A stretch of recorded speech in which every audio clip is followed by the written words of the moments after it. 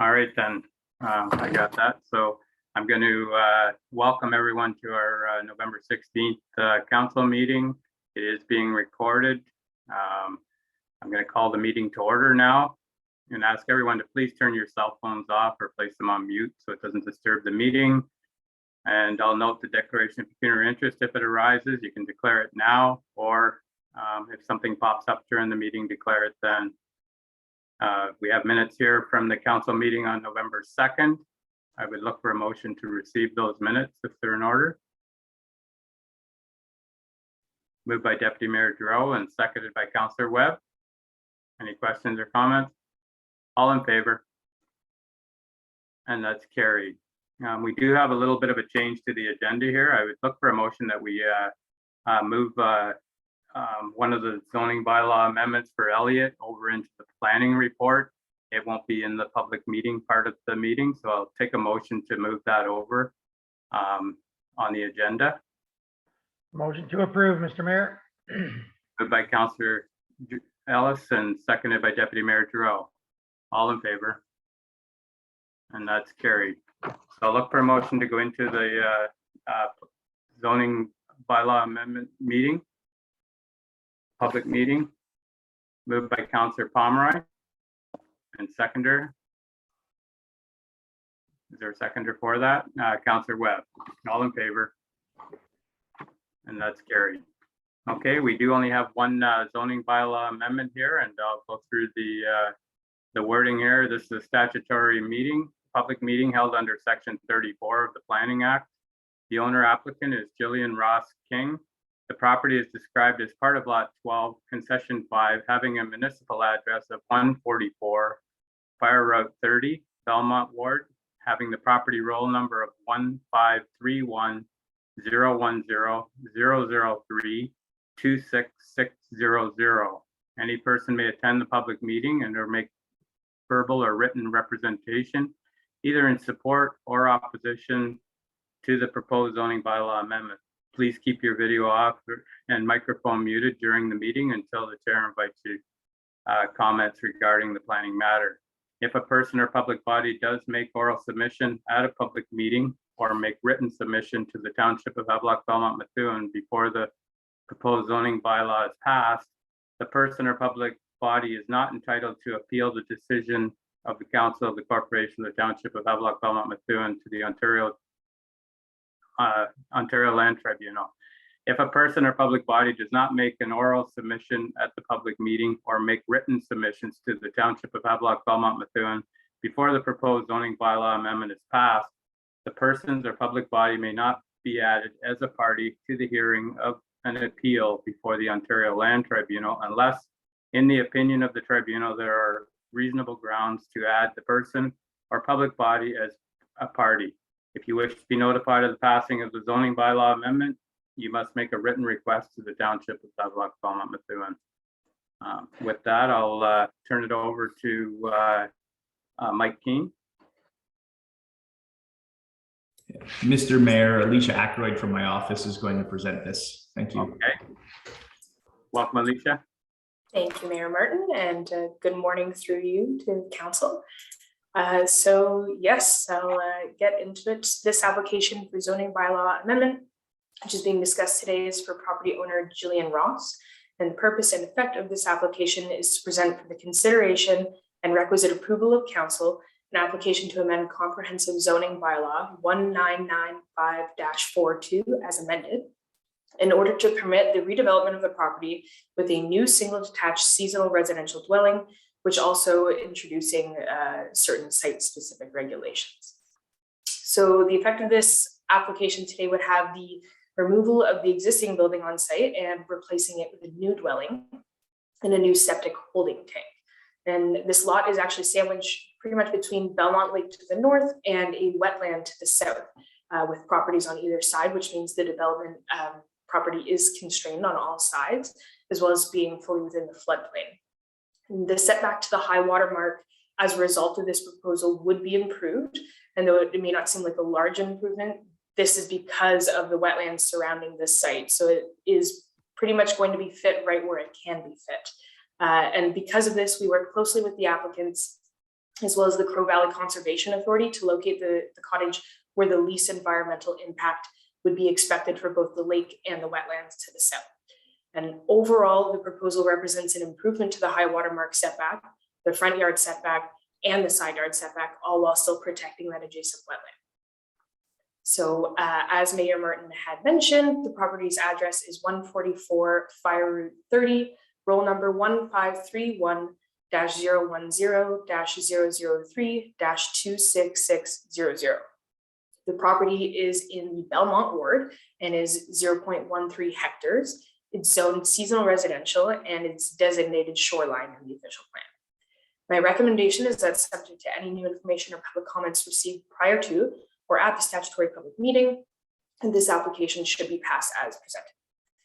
The applicant is requesting permission to redevelop the property with a new seasonal residential dwelling.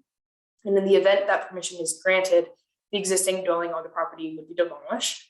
And the new dwelling would be set back 10.9 meters from the high water mark, and the new deck attached to that would be 7.9 meters from the high water mark. And currently, the existing dwelling is 5.27 meters from the high water mark. The proposed dwelling will have a ground floor area just over 96 square meters, and the dwelling will be 5 meters in height, which includes 1.2 meter pillars on which it will stand as a flood-proofing method. The new cottage will also include 2 uncovered decks, with the front deck on the Belmont Lake side being just over 15 square meters and the rear deck being 13 square meters. And as part of the redevelopment on this property, the existing 9 square meter on-land boathouse will be replaced with a structure of the same size and the same location, 13.7 meters from the high water mark where it is currently. And the new boathouse will also be on pillars, but will not exceed the height permissions for an accessory structure. So as I previously mentioned, this property is bordered by Belmont Lake to the north and a wetland area to the south.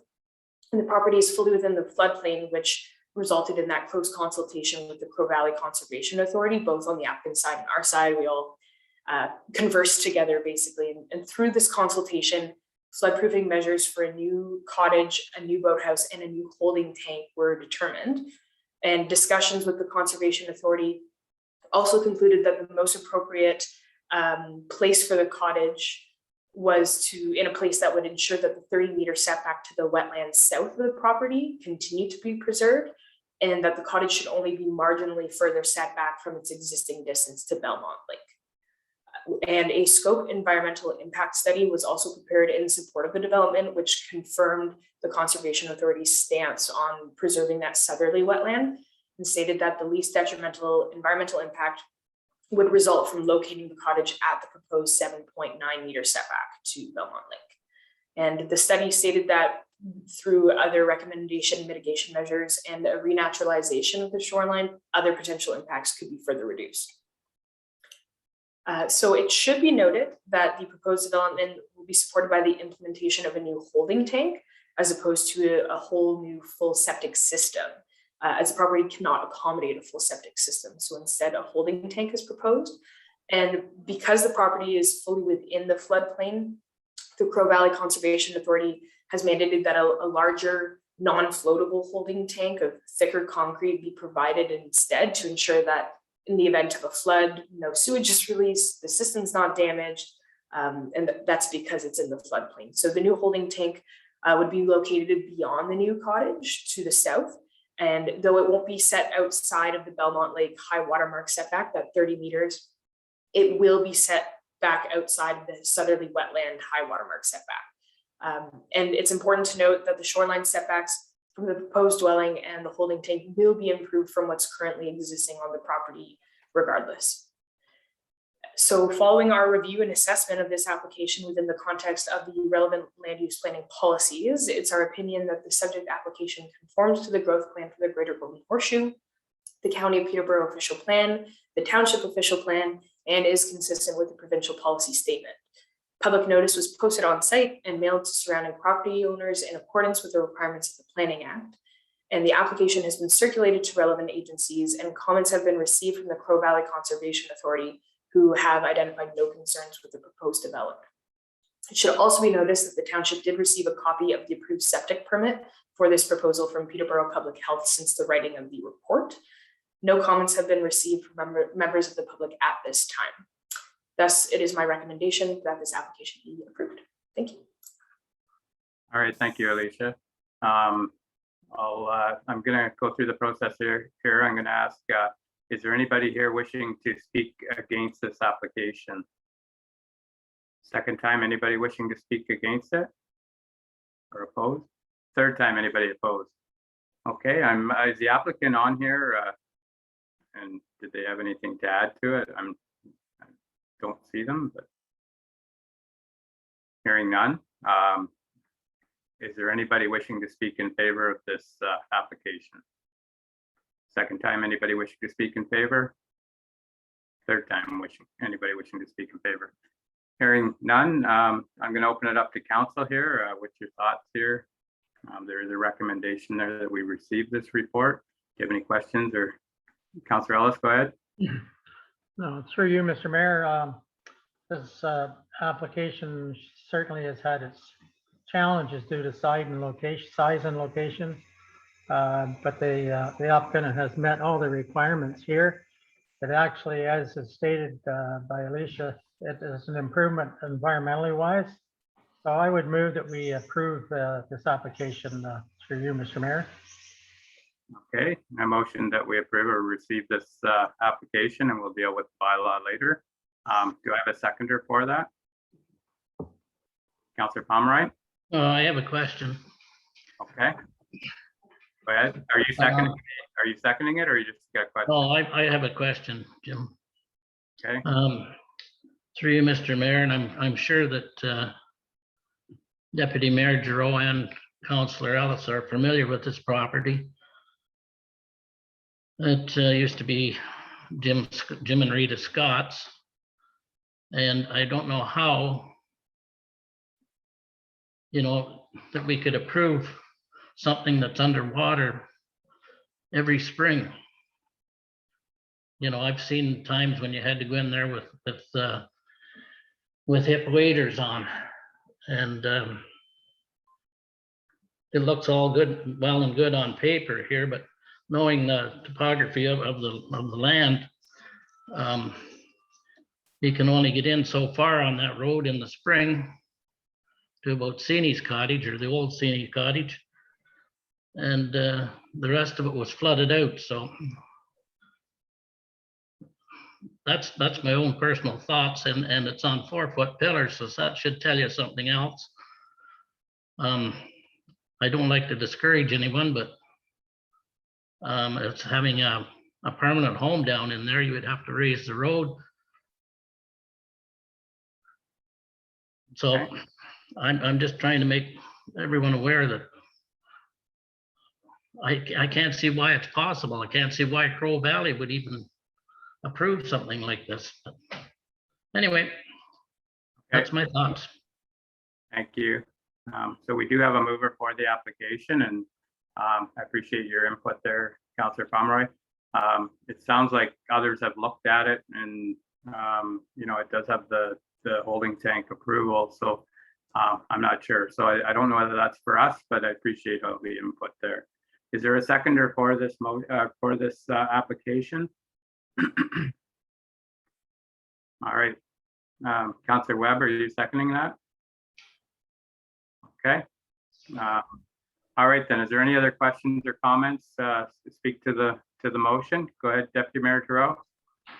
Question on the motion, comment on the motion, Mr. Mayor, through you. I don't want to repeat anything that Councillor Pomeroy has spoken of, but he is quite correct. We used to have to take a boat in there some springs. I read this line per line and had several questions myself, concerns, not questions, concerns. We are going to permit a cottage to be put on stilts and a boathouse to be put on stilts 4 feet high. I realize that I wasn't there when all the background work has been done on this. So I can only make a decision on the information that has been given me. And that's what I base my decisions on. Through this report, through the county plan, through the Ontario's plan, the CVCA, the one thing that did really bother me is where the holding tank was going to go, because you have water on all sides of that cottage. So, but if I'm to take the information I get, I guess I would have to agree that this could move forward. I have concerns. There's no doubt about that. And I hope we don't get into a precedence now about starting to allow cottages, homes to be put on stilts. I don't want to go there. So I have concerns about it, but I have to go on the information that I receive here. So thank you. All right, and thank you. Okay, I have a few here. Mike Keane, I'll get to you, and then Alicia, and then Councillor Ellis. I might be jumping the gun, Mayor Martin, and sorry, Alicia. I'm just hearing the councillors' concerns and would like to ease your minds somewhat with this process. Because of the floodplain matter, Alicia and I actually attended the site to really understand what was going on. And what the simplest case that we have here is we have a property that has existing legal rights. It has a cottage that's about 800 square feet, and it has an existing holding tank. And they're substandard construction compared to what we would do today. So because we already have an existing situation, we want to improve that situation. And so working with the health unit and with the Conservation Authority and an ecologist, basically those rights exist for a cottage to remain. So that's the first clarity. It is a cottage. It won't be a home. Because I agree, I think the property will still flood.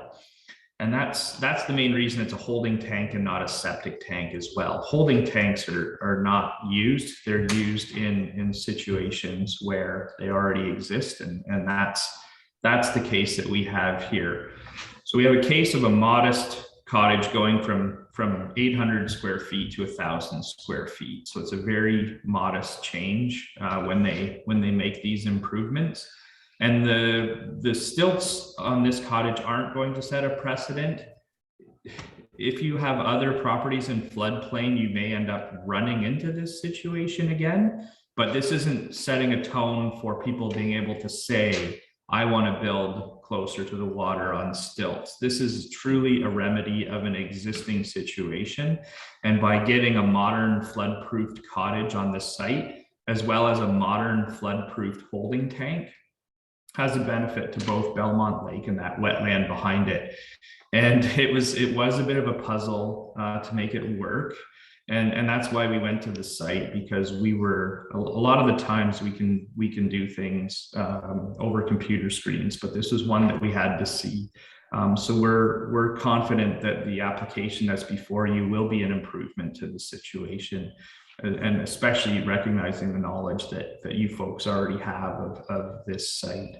So I just hope that eases your mind somewhat, that this won't set a precedent and was reviewed very scrupulously to make sure we were giving you a recommendation that would hold up. Thank you. Thank you. Thank you, Mike. Alicia, does that pretty well cover what you were going to say, or?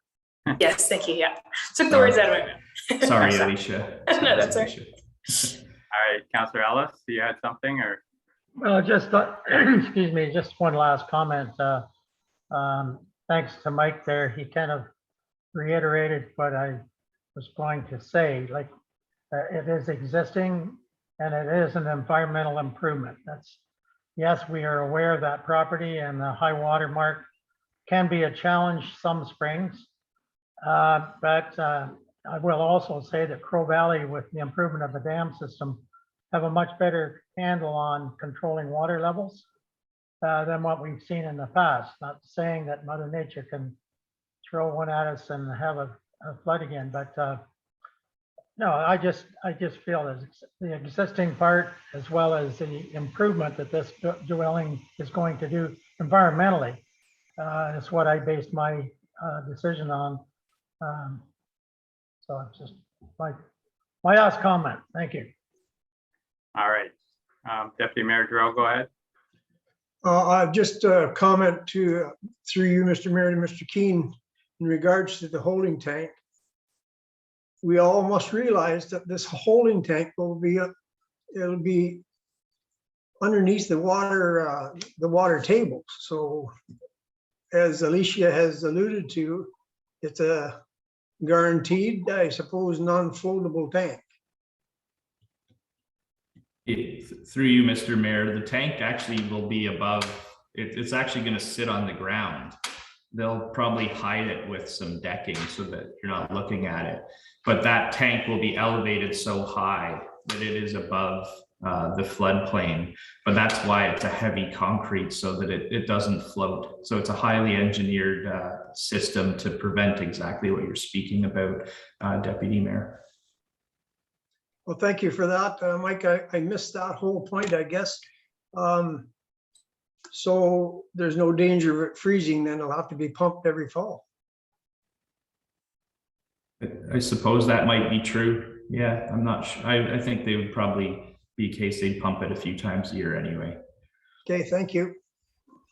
Okay, then, if there's no other questions here or comments, we do have a mover and a seconder for this to receive this report, and we'll deal with the bylaw later. So I'm going to call the question. All in favor of the motion? And that's carried. Okay, then. So that's the end of the zoning bylaw amendments for today. I'm going to look for a motion to go back to the regular council meeting. Moved by Councillor Pomeroy, seconded by Councillor Webb. All in favor? And that's carried. Okay, so we're into planning reports, and the one planning report that was moved over was a zoning bylaw amendment for, well, it wasn't the amendment, it was John and Geraldine Elliott. So I'm going to turn it over. I think it's Daryl Ty that's taking this one. Welcome, Daryl. Morning, Your Worship, members of council and staff. This particular report relates to property in the name of John and Geraldine Elliott, part lots 8 and 9, concession 7, having municipal address 594 Fire Route 93A on Gosh Lake. The purpose and effect of the report is to present for the consideration of requisite approval of council an application to amend the township's comprehensive zoning bylaw in order to permit or allow a year-round dwelling, as well as a permitted use, while also permitting the construction of a detached garage of approximately 1,000 square feet maximum, and having a reduced side yard of 7 feet. The application before council actually was the subject of a statutory public meeting back on September 21st of this year. The applicant application submitted by the property owners was heard, together with council also receiving a staff planning report, which outlined or introduced the application. And following the review of the staff report and ensuing discussion by council decided to defer the application, refer it back to staff in order to afford the applicant or owner an opportunity to consider options for reducing the scope of the proposed development. Following that referral back, council were pleased to advise that the applicant has worked constructively with staff, which has now resulted in the original application being amended in essentially two ways. Whereas a detached 2-story garage with a ground floor area of 1,200 square feet was originally proposed, the proposed floor area has now been reduced to 1,000 square feet. with a maximum height of 25 feet, which is in accord with the standard zoning provisions. And secondly, the original application also proposed a Quonset hut, a second accessory building or structure with a 625 square foot floor area. That structure has subsequently been removed from the application and is no longer part of this proposal. Based on staff's review and assessment of the amended application, we now find the application conforms to all relevant upper tier and township land use policies, as well as maintaining the spirit and intent of the zoning bylaw. Insofar as the property owner is also proposing that the dwelling be occupied year round, and given that the property is located on a private road or a fire road, staff are also proposing that the companion zoning bylaw to enable this development or addition include a holding provision. And essentially the holding provision council would only be removed by a subsequent bylaw of council at such time as the property owner enters into a road agreement incidental to the year-round and permanent occupancy of the dwelling on a private road. In summary, the ensuing road agreement would simply obtain the acknowledgement from the property owner that this is a private road. It's not a municipally maintained and owned or township road, and therefore this road is not, nor will it be intended to receive future maintenance attention on the part of the municipality, and therefore access over the road is at the owner's responsibility. Those are my comments, Council and Mr. Mayor. The report is therefore recommending that subject to any further information required, that council proceed to pass the enabling bylaw as presented. Thank you. All right. Thank you, Daryl. I'll open up to council. Is there any questions to Daryl? Hearing none. I'll look for a motion here to receive this application, and moved by Councillor Pomeroy, seconded by Councillor Webb. Any questions or comments? Deputy Mayor Darrell, go ahead. You're muted.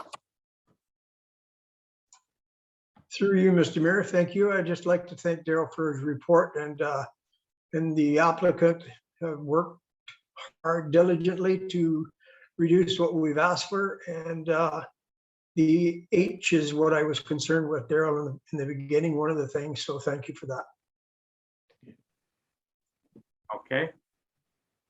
So we have a mover and a seconder. All in favor of the motion? And that's carried. So before we go on to the next planning report, I just wonder, we have the two bylaws here in our package. I wonder if you'd like to get them out of the way. We could deal with them now before we go into the next item. What's your thoughts? Deputy Mayor Giroux? Through you, Mr. Mayor, I prefer to deal with the bylaws now. Okay then. So the first bylaw here is the King bylaw. Bylaw 1995-42 as amended in order to change the subject land zone seasonal residential zone to special district 248. What's your thoughts there? Councillor Ellis? Motion to approve the bylaw, Mr. Mayor. Okay, moved by Councillor Ellis. Do I have a seconder? Seconded by Councillor Webb. All in favor? And that's carried. The next bylaw here is to amend the zoning bylaw 1995-42 as amended in order to change the subject lands currently zoned open space to special district 245. This is the Elliott property. Moved by Councillor Pomeroy. You have a seconder? Seconded by Deputy Mayor Giroux. All in favor? And that's carried. Thank you. Okay, so that's those two out of the way. Thank you, Daryl. Thank you, everyone involved in those. Our next item here is Mike Keane with regards to repealing a bylaw 2021-054. Hello, Mike. Good day again, Mr. Mayor, and thank you for the opportunity to present to you on this matter. So this is the continuation of the Jack Lake Boathouse zoning bylaw amendments. And I want to start at a place where I clarify that our planning position has not changed on this matter, that we continue to support the fact that boathouses should be prohibited from the lake. And this application stems back to about 9 or 10 months at this point. We had a public meeting April 23rd of this year, at which point we really had two amendments going forward, one related to lake capacity and the other to the boathouses. That transpired through the summer, where we decided to separate the two applications and hold off on the lakes and continue with the boathouse. The boathouse amendments were approved in September of this year by council, and that amendment was appealed. So that is bylaw 2021-054. And in reviewing the appeal documents, there was a substantial amount of information related to how notice was made. And because of that, we sought legal advice early in the process. And we found that there was an error in the notification process. And so the advice of our lawyers is that we repeal the bylaw. And that's because of financial implications. When a bylaw does not have notice issued in the statutory way, it basically makes the bylaw null and void. And so I say it's a financial implication because I agree we made a mistake on the notification, and therefore it's not a matter that I would want to spend taxpayers' dollars to defend. So working with that lawyer, we decided that the best approach to present to you today is to actually repeal the approval of that bylaw from September. And then the recommendation would be to follow with a further public meeting and then a further recommendation report to council again. And it's quite possible that the appeal will be filed again, but the reality is we don't disagree with the appellant on the notification issues, and we want to correct those issues through another public meeting and another approval process that would take place right away. Like the report doesn't change. As I said, my planning position remains the same and my advice remains the same to you on banning those boathouses. It's just, it's not as simple as simply reissue the notice. It still has complications. And so we have to go one step farther back than just reissuing notice. We need to have another public meeting to reestablish the interested parties and then issue notice on a decision.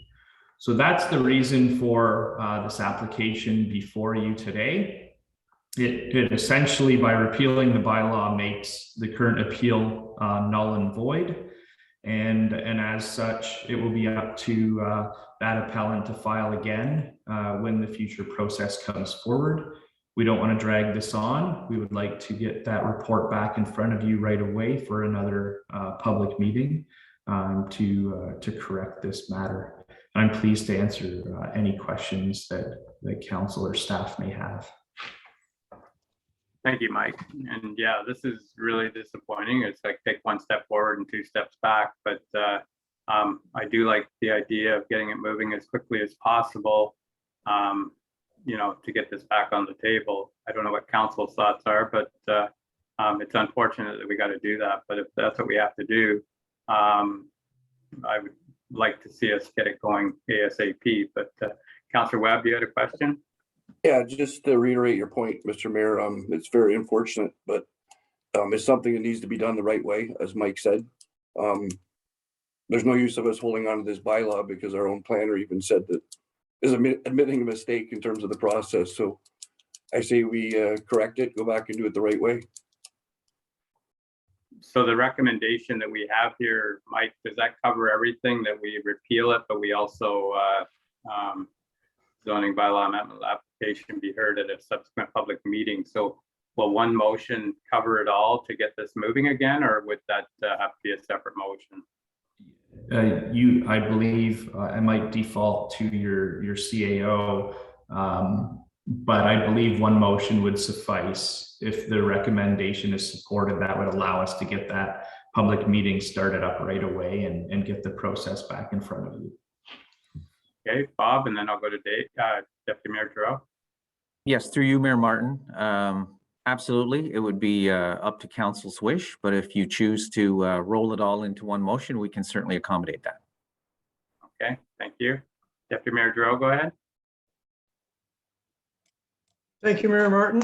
Yes, this is like dying with the 1,000 cuts of paper cuts. This whole process has been. And I'm prepared to make a motion to rescind with a comment that as much as we want to move forward quickly, I'm not in favor of moving forward quickly. I'm in favor of doing it right. So I'd make the motion to rescind the bylaw. Okay, and not the public meeting part of it? Yeah, Okay, so we have a mover that we rescind the bylaw. Councillor Webb, go ahead. Oh, I just wanted to second that motion. Okay, we have a seconder to the motion. So the motion is number 1 on the item here to repeal the bylaw. Any questions or comments around that? Seeing none, I'll call the question. All in favor of the motion? And that's carried. So is there anybody else that wishes to talk to around the getting the public meeting going as soon as possible? It's not rushing things. It's just a matter of getting it back on the table. What's council's thoughts on that? Go ahead, Councillor Webb. I'll just make a motion that we ask the planning consultant to make the necessary arrangements to set that process in motion. Okay, so we have a mover to get a process going to get that happening. Do I have a seconder to that? Hearing a phone there somewhere. I'll second that, Mr. Mayor. Seconded by Councillor Ellis. Any questions or comments around that? Sorry, I keep hearing a cell phone or something. Go ahead, Councillor Ellis. Just a quick comment, just I guess we're all concerned, the lessons learned here of especially when we go through the notification process. So hopefully it's all done correctly this time. And I do have a quick comment in the report. I believe it stated there was no financial impact. Is that correct? I Mike, guess I would direct that to either Mike or CAO Bob. do you have anything for that, Mike? Yes, through you, Mr. Mayor. I'm just reading the phrasing, and it's actually maybe a double negative here, but what the financial impact is suggested in the report is that if the bylaw is not repealed, there will be financial impacts related to the appeal that's been issued to the tribunal. Right. So by repealing that addresses that fact that the appeal is at least not going to take place on procedural matters. I do suspect the appellant will reappeal the application farther down the road, but it will be more precisely related to planning matters and not procedural ones. Okay. So this change in this process by appealing or repealing, will there be additional, I guess I would direct this to Mike, is this going to create a planning cost to the municipality? Through you, Mr. Mayor, it does. I mean, we're not starting from scratch. You know, we have our material and our position has not changed. We will update our report to really address some of the planning merits that the appellant has raised, in hopes that maybe we can satisfy them and avoid an appeal at that future application. But it's not like starting from scratch. A lot of our materials remain the same, and it will be updates to those reports. Thank you, Mr. Mayor. Okay. All right. So we have a motion on the floor with regards to preparing for a public meeting to get this back on the table. And we have a mover and a seconder. Is there any other comments or questions around the motion? Go ahead, Deputy Mayor Giroux. Question to Mike, perhaps. The reason I said I didn't want to move quickly, I wanted to move smartly, was I need to, is there any kind of a time frame we're talking about? We're in, HBM is connected, I suppose, or going to be involved with the official plan of Peterborough County. So I'm wondering if, you know, what is the time frame we're speaking of here? Certainly, and through you, Mr. Mayor, working closely with Peterborough staff, we can confirm their timeframes. But our recommendation would be to hold a public meeting, if not in December, January, probably at this point, January, just because of issuing the proper amount of days of notice. And that public meeting would allow the process to continue, and then, you know, a recommendation on the timing of approval we can ensure is paired closely with the county process, so that you have the best advice on that timing. Right now, I don't know exactly when it is, but I would like to encourage the public meeting to take place, you know, early in the new year, to show the public in particular that this is a matter that we are trying to address right away. Thank you. Okay. All right, then. Any other questions or comments around it? Go ahead, Councillor Pomeroy.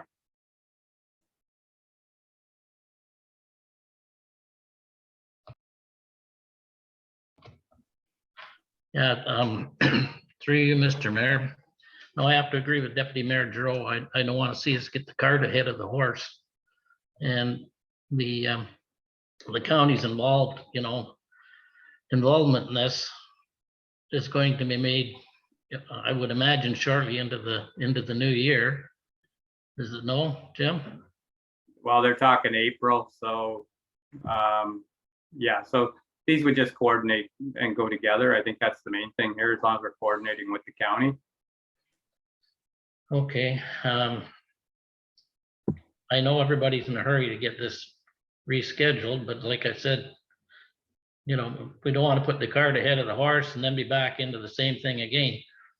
That's my feeling, that's all. Thank you. Okay. All right, then.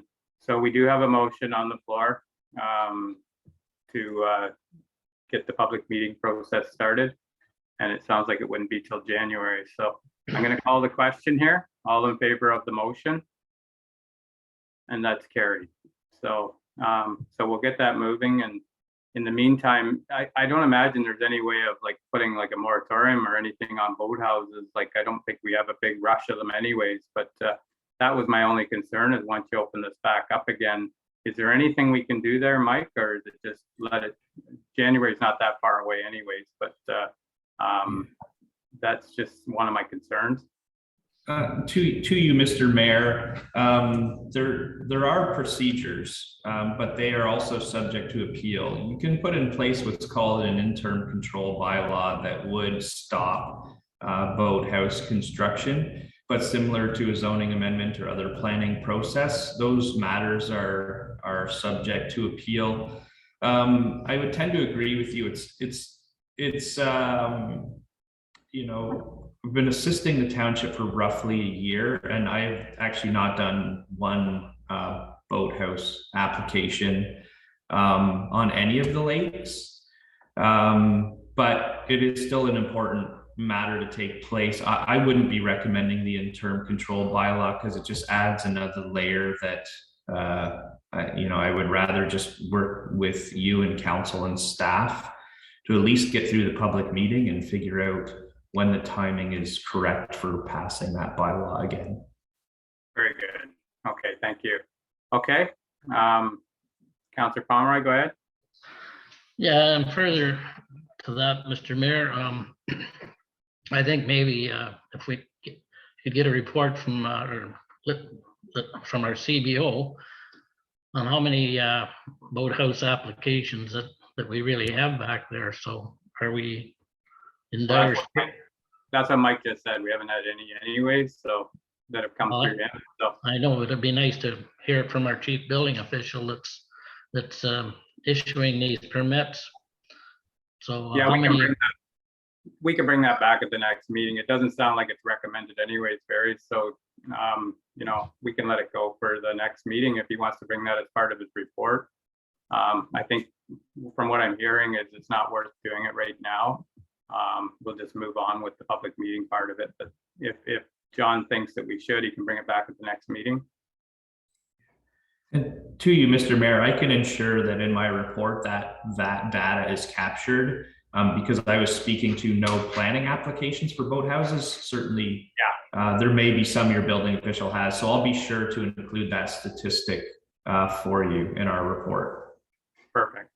Okay, thank you. Okay then, so we'll look forward to a future meeting and hopefully we can get this back on track. So thank you, Mike. We did call the question there, Bob, sorry. Yes, through you, Mayor Martin. Yes, there were 2 resolutions carried. Thank you. Okay, then we're going to move into delegations then.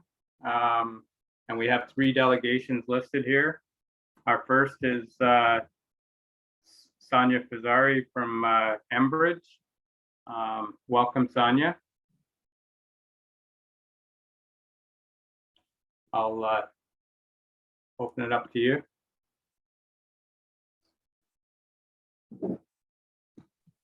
Oh, there we go. Sorry, I was having issues with the mute button, but thanks so much, Mayor and Council, for having us here today. I think my colleague Ian Mose should be on the line. Oh, there you are.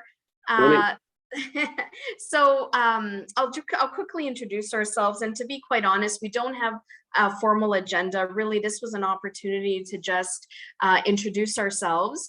I'm Senior Advisor, Municipal Stakeholder Relations for GTA East and Eastern Region, and Ian. So Ian, I'll just pass it along to you. Maybe you can introduce yourself. Yeah, hi, Ian Mose. Been with Enbridge 27 years now, so worked in various positions within the company. Started out as a laborer and a technician, and then now working with Sonia as the ops manager in Kawartha and the Durham and the Kawartha store. Yeah, and really thanks for that, Ian. And really the real intention is really to put a name to the face and start building the relationship within the township. And of course, we want to make sure, I mean, Enbridge is a really big company, and now we're even bigger now that, subsequent to the purchase of, Union Gas. But, we want to make sure that everyone on the call in your respective teams have a direct point of contact. So if there's any questions, if there's any concerns, whatever the case might be, that we want to make sure that you guys have Ian's contact and my contact information. And we really, we're a big company, but we like to operate like a family-owned company. I don't know, Ian, does that make sense? I think that's sort of our mentality, right? And we really want to impress upon that in, the best way we can. So yeah, again, we didn't have a formal agenda, but, certainly if there's any questions, we're here and we're happy to share our contact information to Bob. We'll send it over to you, and maybe you can share it with Mayor and Council if that works. Yeah, okay, well, thank you. Yeah, I think you did a presentation with the County of Peterborough too.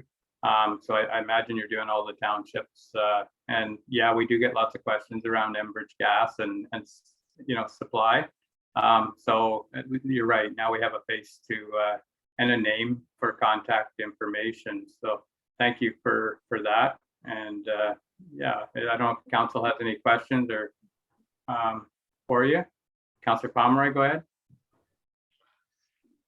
Yes, Sonia, Ian. I live on a street that doesn't have gas in Havelock. My previous house, I used Onbridge. But how would you go about getting gas at a reasonable price in your new home? Yeah, that's what I'm saying. I chuckle because you say reasonable price. So, but I don't know, Ian, do you want to take this? Sure, yeah. I mean, we can put you in touch, Counselor, with our attachment team. Basically, there's a bit of a process. So not knowing the exact address, that's why I got the pen and paper here if you wanted me to have a look at it. But basically it depends. Is there main in front? Is there just a service in front? How far back off the street is your house? Can we spend half a day there and get that service in? Well, there'd probably be very little cost to you, other than it's expensive to buy new equipment.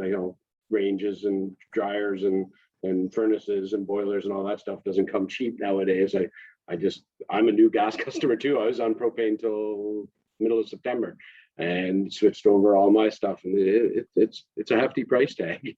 But for our part, where we actually install the service, it would depend on basically time. It's not even so much material. The material costs are relatively minor in the grand scheme of things. It's having as you guys all know, especially I saw somebody here, facilities and parks and recreation. You have 5 technicians out there for a day or 2 days installing a service. It adds up. So basically there's a return rate where after a certain number of years, we hope to make a profit of selling that gas. And that's the calculations that you use to determine what your contribution would be. Mm-hmm. And Councillor Pomeroy, we could, maybe I can connect with Bob and you could provide him with, or you can contact one of us directly and we can work with you closely and help you navigate, the process internally and especially with the customer attachment team. So we'll do our very best to try and make it as painless as possible. I would think that Councillor Pomeroy is speaking for his constituents on his street. I'm not sure here, so we'll just leave it at that for now. And he can talk to you if he wants to for them. Anyways, I'll leave it at that. And is there any other questions for Sonia or Ian? Go ahead, Barry. Yeah, to you again, Sonia. Maybe you could leave some information with Bob so that we could get in touch with you, because I think another customer on the street had a price and it was quite enormous for it to come down. It's what, 150 feet from the main, and anyway, it was quite costly. I know I had to go propane, but I can't understand why Onbridge, you get us as a customer, you have us for life. You have that house for life until we all turn to electric, of course, which they're trying to do. But anyway, and I don't feel that, it would take that long for a payback when you have an install, or maybe 2 or 3 within, a short distance. Yeah, I'd encourage you to get in contact with us, because some of our crews, we have 8 folks working out of Peterborough, and we've been doing some of those installations with our own crews. And maybe if we get a few people on the street, again, you'd have to look at the whole scenario. Mm-hmm. Does it have main out front? Is there enough gas where that main is? Sometimes that happens too. We have smaller diameter mains, we run out of gas, and then we got to work further up the street to get the infrastructure in place to account for that extra supply. So encourage you to reach out to us and we'll at least have a look at it. Okay, thank you. All right. Yeah, we'll connect with you for sure. Thanks. All right. Well, thank you for the introduction, and I'm sure we'll be in touch with you. I'm going to ask for a motion that we receive this delegation. Motion to receive, Mr. Mayor. Moved by Councillor Ellis, seconded by Deputy Mayor Duro. All in favor? And that's carried. Thank you for today, and we'll be in touch. Thank you all. Thanks, Nice to see you Mayor. all. Thanks. Have a great afternoon, everyone. Thank you. Okay, our next delegation is Kevin Duguay, and it's with regards to our accessibility audit summary. Welcome, Kevin. Yes, welcome, your worship. I don't want to say can people hear and see me because that seems to be how we all introduce her, but I assume people can hear and see me at present. Yes? Yeah. I see smiles, so I must have said something right. So good morning to all. I am happy to attend your meeting today, and my purpose is to provide you an overview of the accessibility audit that my company carried out. We consider a number of your municipal buildings. I have made arrangements that what I just need to do is a screen sharing. So I think the host has to give me permission to be able to share my screen. Yeah. Bianca? Yes, I've allowed the permission. Okay, thank you. Then I will, just bear with me here. I'm just going back to my controls. And I'm assuming council now and staff can see the PDF screen, yes? Yeah. Brilliant, thank you. Now, I happen to note in your agenda today's meeting, there is actually an item, a splash pad. It appears that there will be an RFP for, I'm assuming that might be construction or design. I find that subject alone is very interesting. I recall in Peterborough and other communities, we went through the entire exercise of taking very popular splash pads and wading pools and changing them over time so that they were barrier-free. So children and youth of all abilities could use wading pools and splash pads. So I congratulate you if you're starting on a splash pad. I know how much my grandkids enjoy them, so thank you. So an accessibility audit was carried out in your community. We considered a number of buildings. Now I'm presenting to you, not in a priority order, but in just a summary of the buildings that we considered. Firstly is that of your current municipal administrative offices. And our audit work included, and I might add, your worship, that the staff that we dealt with at the municipality, so fire chief, your chief librarian at your Havelock Library, your Parks and Recreation staff, facility staff, the librarian at the Cordoba Library, all the way through, all the staff were very cooperative, very knowledgeable, and really helped us with our audit. But we also helped them understand why we were doing this audit in the first place. So we considered your municipal office. We've identified, with some staff input, priorities within the building, either in the building or on the site. And we've identified those as an accessible washroom. And given the very limited and tight floor plan within the interior, that would likely have to become a washroom that is gender neutral, family washroom, and fully accessible. Now, I would need to clarify for staff council's benefit, we haven't designed your facility yet. We've identified the priorities, designs could follow. We also identified that you have a basement office area and it's accessible only by stairs. And that if you follow the public standard and built public standard of the province, that should have some way of, if a person with disability needed access, they had to find some way of getting there, and that would likely require some sort of lift. We noticed throughout the building, you have a series of door knobs and not door levers. So if you have a physical disability, a door lever, which you can operate with your forearm or elbow, is acceptable. Door knobs are not, because it requires greater manual dexterity. And the fourth is wayfinding and signage. You're going to see this theme consistent through all the buildings. What we observed, and when I make these comments, your worship, none of this is a criticism of a municipality. You have fabulous facilities, they're well used, but what we noticed that you have varying sign programs by building, so it's not consistent. And wayfinding and signage means that persons can see the signs, read the signs, understand the signs to find a way around a building. I would use, for example, if you're at a large airport and you're looking for the washroom or trying to find you look for the symbol that says men or women's wash. That's how you find your way around that airport. Now, I've made a final comment here through some discussion with staff and some of my understanding about perhaps this is to consider the long-term viability of building capacity, because the building is very busy. You have limited space within your building to expand. Your council chambers are, limited in seating capacity. So the question becomes, do you spend monies making these changes?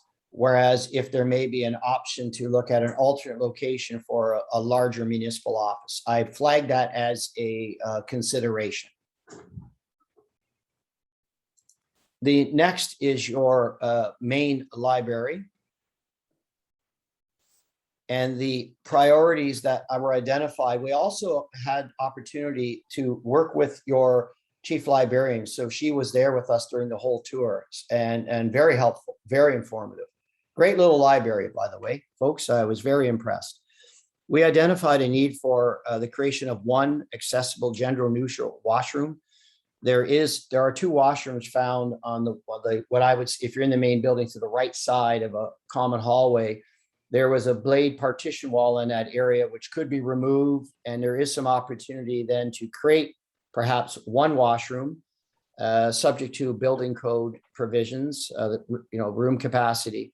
But there is a need for one accessible washroom, and there appears to be space to accommodate that in the general area where your washroom is located now. We also identified there's a need to resolve the accessible parking space found or along the street line. It just doesn't meet any standard. And again, you'll see wayfinding and signage, just helping people to be able to find their way around, to know where the washroom is, to know where computer terminals and the like. I would say, Your Worship, as an example, we conducted a similar audit years ago in Whitby, and we identified the exact same phenomenon, all of their buildings. So they stepped back and they designed their own templates for door signs and their own templates for room identification. So it's the same sign program being used, and end up saving a great deal of money because they weren't creating different signs for different buildings. And a lot of it could be done in-house. The next building that we considered is your community arena. Now, I am aware that there has been some funding made available, infrastructure related funding to improve the arena. So some of my comments will reinforce, I believe, some of the things you already are intending to do. So in your community arena, what we identified was creating from the main lobby in the arena is creating an accessible spectator entry doors and viewing platform in the arena, so that somebody, for example, in a wheelchair or a scooter or needing a mobility assist would be able to, from the main lobby, activate doors, the doors open, and they'd be able to arrive and sit on a viewing platform in your arena. You have some of those elements now, but really what was missing are those power assist doors, so that it is a person can, it accommodates independence. So they don't need somebody to open the door for them, if you would. We also talked about with staff, and again, staff were very helpful on this tour, were with us throughout, is the lift and replacing that with an elevator or perhaps an enhanced lift facility, an accessible washroom on the main floor. And there is some room to accommodate some of that. It may mean reconfiguring some of your washroom space, but it could be done. In the Lions Hall bar area, one of the things, this is a simple fix. The service counter is such that imagine if we're sitting right now, Your Worship, you're sitting at a chair and you were to roll up to a bar counter, and the bar counter would probably be about right here. It's a simple fix, drop some of the counter. Not to suggest, Your Worship, that you would ever be at the Lions bar, but if you were, you'll see this quite often in banks where they have a typical service counter and have a drop counter. All right. We also spent some time on the outside and we looked at the picnic area, and we identified the need to ensure there is a barrier-free walk path to the playground picnic area from the street. There's a walk path along the side, but there didn't appear to be a designated path to a barrier-free. Usually it's 6 feet wide. There's various surface treatments that are possible to allow persons to be able to get to the playground. Now, as a father, during my younger years, as a father of twins, I can tell you, having to pull them around in a stroller across fields to get to playgrounds, I would have benefited from a barrier-free path. And number 7 is we again talked about wayfinding and signage. So the entrance to the buildings, how to find washrooms, how to get to, it's all intuitive. And again, it's the same signage throughout. I might also say that in terms of your signage, if you look at the title to this screen, you will notice that we do not use successive capitals. Use uppercase to announce the word and you follow it with lowercase. You will also note on this screen that deliberately there's strong color contrast, black lettering, blue background, so you're able to see it becomes discernible. Those are important elements of your signage program. And again, that's something that can be done very easily in-house. The main fire station, I had opportunity to meet with the chief when I carried out my my tour of the building. And our recommendations is to create a barrier-free designated parking space. We spoke to the chief that there is a space in the front of the building that would not interfere with any vehicle circulation, which is important, because you don't want to put something in with good intent to create another problem. And that's generally a sign and line on the pavement. You don't have to add asphalt. We also identified the need to create at the main entrance an accessible power assist door so that you have an operator from the outside and the operator from the inside, very similar to your front entrance door at your municipal offices. Again, a service counter. Now, the chief advised me they were potentially looking at their service counter. Here was an opportunity to create a drop counter. An older adult might roll in, or I imagine it's myself or my mom. My mom has to use a walker wherever she goes, and she just needed to sit down to say acquire a carbon monoxide tester. That would benefit her. We also identified you had a meeting room, which would be to the rear of the indoor vehicle parking area. That would benefit potentially from power assist doors, both inside and outside. The room itself, very spacious. All the other elements are there. Now, we also acknowledge that there is one washroom in that building that was somewhat behind the administrative building. It cannot be made accessible. There's simply no room, and it's not possible at this point. And again, wayfinding and signage. The next building we considered was the Cordova Community Center and Library. So we looked at both elements, the library, the community hall, and we also considered the playground. Our recommendations is to revise the location of the power assist. The actual location of the exterior operator is counterintuitive. It's actually, if it just was relocated and staff were aware of our suggestion, the door has an outside swing, and it actually, somebody using their wheelchair would have to roll up to the button, press the button, and then the door will actually, it opens right into would open into their wheelchair. So if you change the device, they're able to open it from their left side and they can roll into the building. We also talked about interior access door. Again, that just makes a door width with proper hardware. The community hall service counter, again, it's too high, a drop counter, very simple to do. The library emergency exit, the platform is not accessible. So again, that's a very minor change, but to ensure that if there was an incident, that persons would be able to access that exterior platform, that it is in fact accessible. And then wayfinding and signage. Lastly, to ensure that we create a barrier-free path to the playground area. I understood that playground facility may or may not be subject to some upgrades. So if that is being upgraded, to ensure that you create a barrier-free path from parking area to the playground itself. I also noted during our visit that there was some winter snow and ice conditions arising from the roof. That's just a maintenance matter. I found it very slippery when I was there, and I noted some of the ramping, there was signs of erosion from salt in winter conditions. Again, Your Worship, none of this is criticism. This is me observing things when I'm out in the field. The old town hall. Now, I actually used the image from the county's mapping program just to, location of the building, very close to the street in both cases. I also observed when there was an exterior ramp and wooden ramp in this location, which has now been closed because it's not structurally sound. So our recommendation for this building is that no renovation work is recommended until the township confirms the status of this building. There would be several significant exterior modifications, and they would be considerable costs. I use, for example, if you were to replace that exterior wooden ramp to have a ramp that meet today's code, it would actually have to have a very different design. It would likely have to be constructed of a different materiality. It would have to arrive at a door that's power assist. And then once you're in the building itself, then there's all these other consequential realities. There's not an accessible washroom. The stage is not accessible. It just escalated. So the comment here is that a decision ought to be made by the municipality regarding the disposition of this building. Now, it could be fixed, but I'm suggesting to council, I'm not suggesting, I'm informing council from my experience. I'm not an engineer, I'm not an architect, but I've been around designing enough buildings. This would be a considerable and very expensive undertaking. And that's only to get into the building. Then you have to deal with the interior.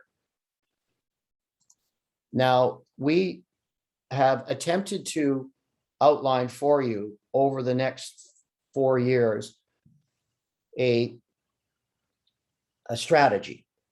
Now, it's up to the municipality. These are pieces you can move around if you wish, but I arrived at this with your staff's input and my just understanding them to the extent I can, your municipality. So in 2021, you're already working on the arena, and that would continue. This can spill over into 2022 as well.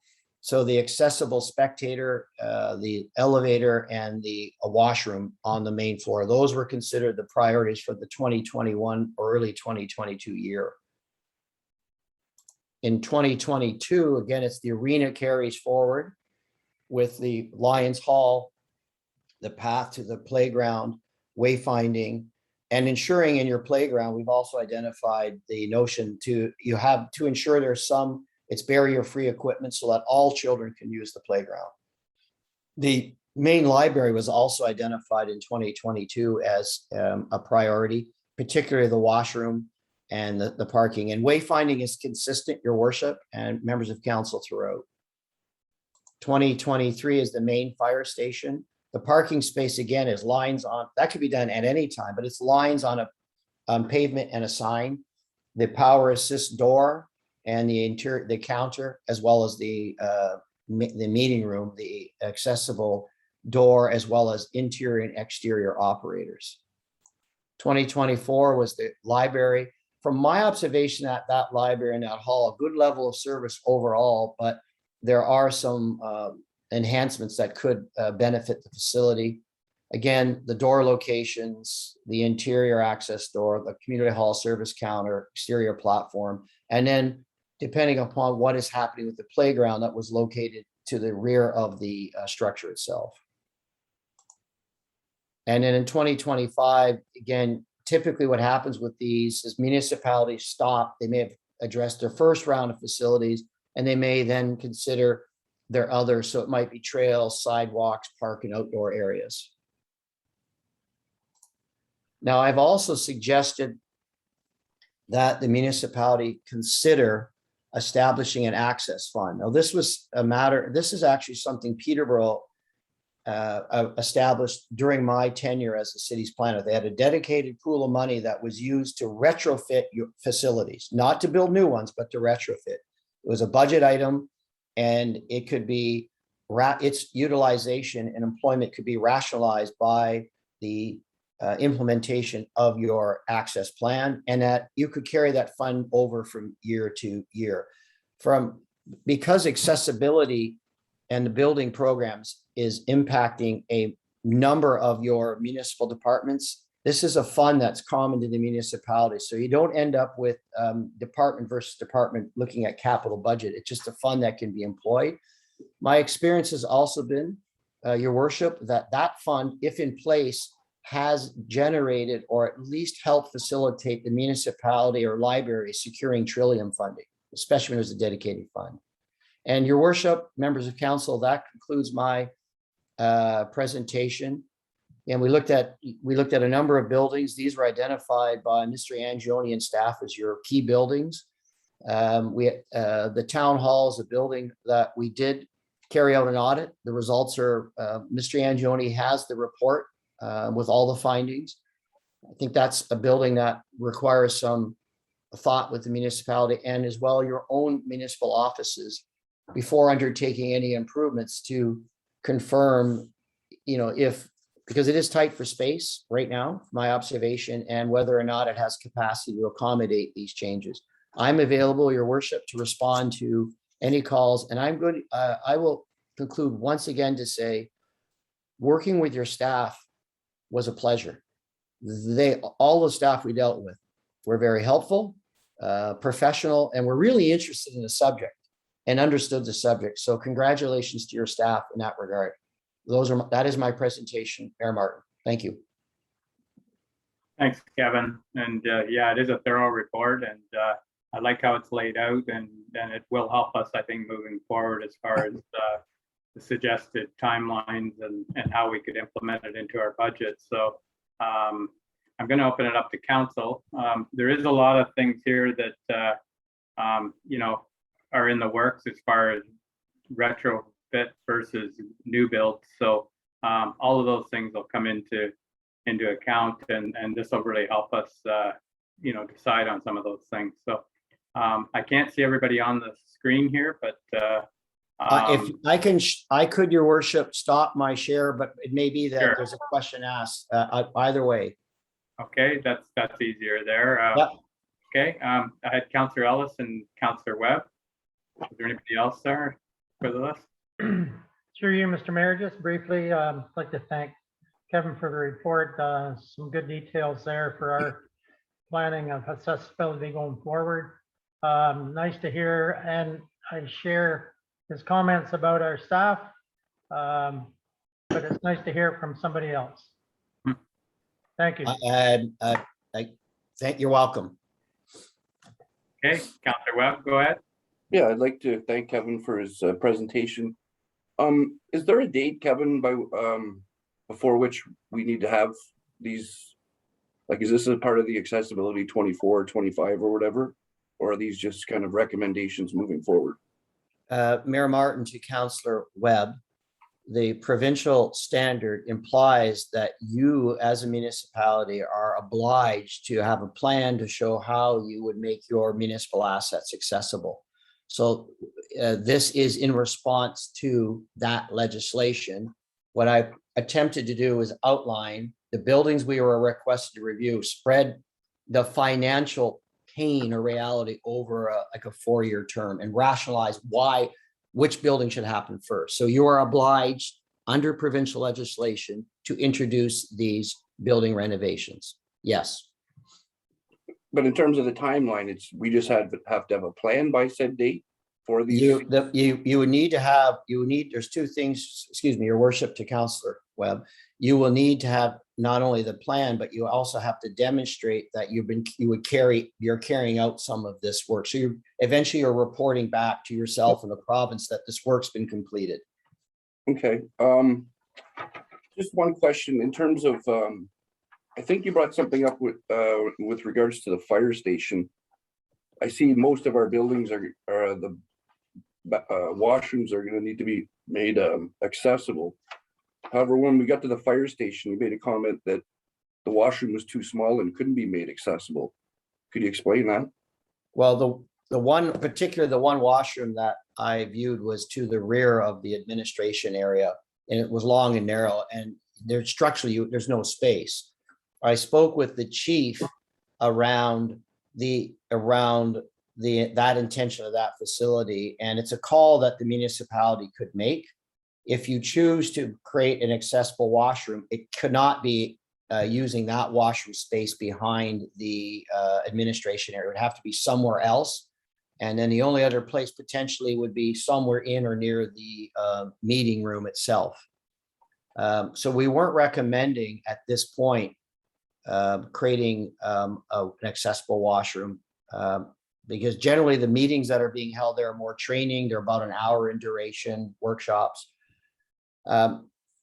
Councilor Webb, you raised a good question about whether or not there should be in the strictest sense, there should be an accessible washroom in the building. The challenge we had was trying to figure out where.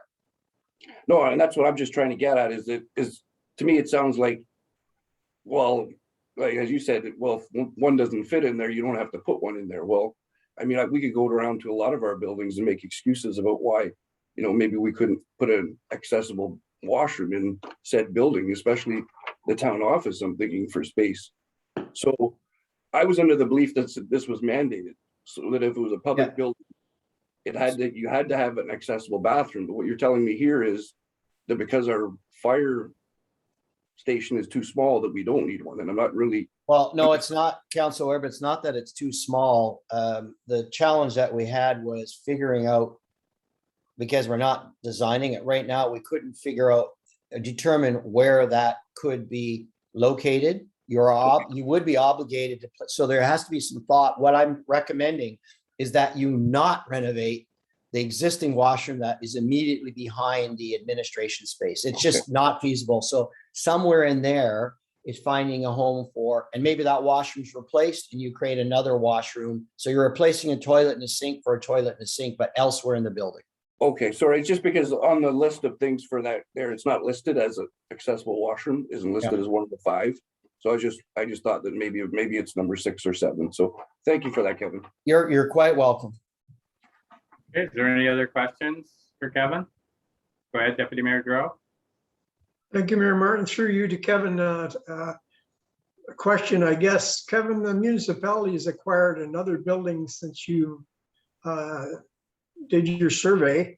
I didn't know whether you were aware of that or not, but eventually we're going to have that building, what we call Midtown at the present moment. It'll be a public works for now. I guess council will have to direct at some time that we have that checked out for accessibility also. So your worship to Deputy Mayor Giroux, if that were the wish of the municipality, we would listen. I'd be happy to be engaged again to go back, and we certainly could do that if that was required. And as Mr. Angione knows, Bob would know, it's a matter of meeting with staff, going to the building, we get plans, we write you'd end up with a similar report with a similar list of priorities. We would be in a position to help your municipality should that service be required. Well, through you again, Mayor Martin, alluding to Councillor Webb's comments about whether this is mandatory on the 2025 or whether we just have to have the plan on 2025. We did acquire a building, so I assume that we're going to have a plan for that building too. That was my comment. Thank you. Yeah, Deputy Mayor Giroux, I would agree that you will have to identify what would be required to make that building meet the standard. That is correct. Thank you. You're welcome. Okay, any other questions? Seeing none. Yeah, well, thank you, Kevin. And I think this is going to be a good piece of something for us to use as we move forward. And I think, like Councillor Webb said, some things we'll have to decide on where we want to go with it to make these buildings accessible. And I think we're going to have a lot of discussion about that over the next few months. So, this will help. So I guess I'd look for a motion that we receive this document and refer it to budget for some of the things in here. So moved by Councillor Webb that we receive this. Seconder, Deputy Mayor Giroux, you're seconding that. Any other questions or comments? All in favor of the motion? And that's carried. Thank you, Kevin. And if we need any more, we'll follow up. Very good. Thank you, Mayor Martin. Everyone enjoy their day, please. Thank you. Thank you. Okay, and we have a final delegation here is Penny Lawyer, and It's with regards to the fireworks bylaw. Is Penny here?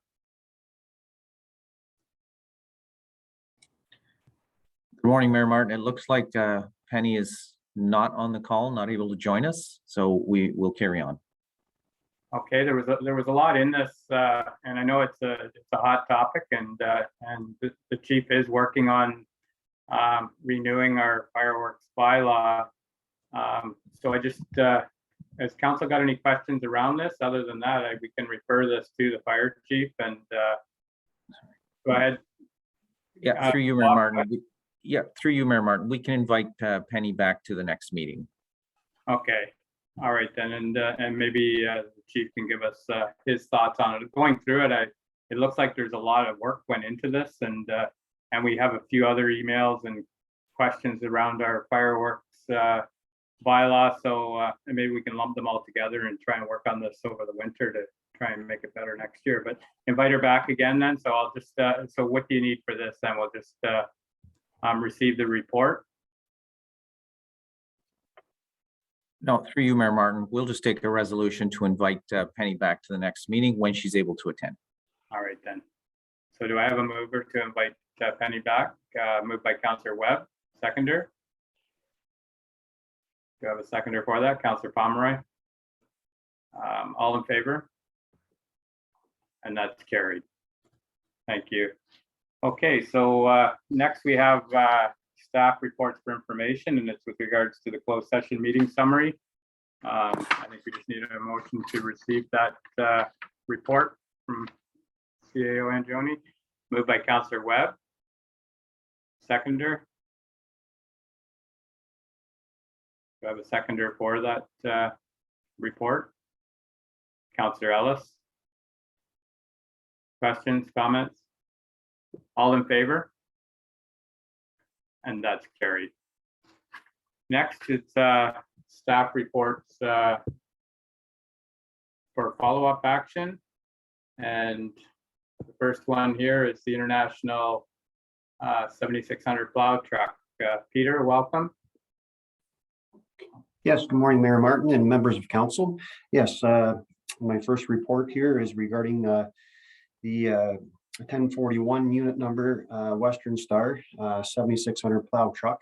The purpose of this report is to get council's approval to repair and keep the International tandem as a spare plow truck in sight of some of the new truck is still working out some of the cobwebs, as we shall say. So it would be very useful to have it for a short term, just to make sure our new truck is ready to take over its full position. Okay, all right, we do have the report before us. I'm going to open it up to council here. I totally understand. We have had a lot of issues with any of the new trucks we've got. We've gotten ourselves into some trouble there. Go ahead, Councillor Pomeroy. Excuse me, through you, Mr. Mayor. I've talked to Peter on this as late as yesterday, and the money that the bid that we have received, the last bid, is nowhere near what the truck is worth. And it cost $10,000 for repairs estimated to get this truck safety repaired and ready to go. And Gov Deals, according to Peter, have a list of trucks. They were the same year, basically the same truck, and they were going for around $60,000. So if it only costs us $10,000 to bring it up to speed, we would make a way more. That would be $10,000 well spent. And further to that, we made a decision back last year or the year before that this truck was costing too much money to keep on the road. And we went ahead a year early and got the new truck. So my own personal thought is we should try to put some money into this vehicle and put it back on gov deals to see what we can get. And further discussion with Peter, they're putting the brackets on the front of the grader. So therefore, we wouldn't be stuck if one of the trucks went down, because they already have the wing and they're putting the plow on the front. So I still think we should proceed with trying to get rid of this truck, spend a bit of money on it, but I think we'll make money on it. And I've also asked him to get a second opinion on the price for repair. That's basically my concerns. You know, it wasn't good enough 2 years ago for us to keep. Now all of a sudden we want to keep it, and I don't think that that's good business. I think we should get rid of it. Okay. Any other comments from council or questions? Go ahead, Deputy Mayor Terrell. Through you, Mayor Martin. While respecting Councillor Pomeroy's comments, my comments are that over the last couple of winters, we've had a truck go down. I know we've all wondered 2 or 3 days in a row when it's going to come back. And it seems like it's always in the middle of a 3-day snowstorm. It's hard, from my understanding, it's hard to go out and get a plow truck from whoever, Drain Brothers or wherever we can get one. If we're going to spend the money on the truck and have it on gov deals, my question is, if we're going to spend the money on the truck, can we put it on gov deals and still be using it? I mean, I was never in favor at one time of having a spare truck. But the quality of the trucks we've been getting in the last 3 or 4 of them, they're not, it's not there. We've had trucks sitting in the middle of the village for hours, broke down, on the side roads, broke down. It would be nice to be able to go and get in the spare. I guess you shouldn't even call it a spare because it can be used. It can be used when we're loading snow. We'd have an extra vehicle. Last winter, I think we had our trucks plus drain trucks when we were loading snow. So I don't think I think it's money well spent. I don't think we're throwing away money when we do that, and we would have an extra vehicle. So respecting Councillor Pomeroy's comments, that's my comments, and really, it's not our public works fault that we order trucks. The last trucks, like I said, that we ordered, sure, they'll fix them under warranty, but they're gone. They're gone for maybe a week at a time. So I don't know. It would be nice to have that in the bank, that backup. And it certainly would be used, for instance, all winter when we get the heavy snowfalls. We wouldn't have to rent another truck. Now, Peter, I'm going to ask you a question, put you on the spot here, if I might, through you again, Mayor Martin. I didn't realize that there was some shims or whatever you call it, put it on the grader that can put a V. Is it a V plow you're talking about putting on the grader? Is that what Councillor Pomeroy referred to? Yes, through you, Mayor Martin. So we have acquired the brackets now, so we can replace the front dozer blade as it is on the front of the grader right now, and then put a one-way blade on the front of the grader. I've seen other townships, and the brackets were a very reasonable cost. I think OSM, I believe that's how they are plowing their roads. And our past grader, our champion, our old grader, we were able to do that as well. Put a one-way blade on the front of it. So we're just making sure we have all our options prepared and ready for winter. And yeah, it's just a little reassurance, I would say. Okay, thank you. That's my comments, Mr. Mayor. Thank you very much. Okay, then any other questions or comments for Peter? Councillor Pomeroy, go ahead. Yeah, excuse me, let Councillor Ellis go ahead here. Councillor Ellis, you got your hand up? Through you, Mr. Mayor, aside from the decision on whether to repair or sell the present truck, I'd like to make a motion to we have Peter bring back a report on our latest new vehicles, what they are and what the costs have been, not costs, what the items have been, because that's very discouraging when you buy a piece of equipment that's that expensive. And as Deputy Mayor Giroux said, you find it broke down in the street or on a side road.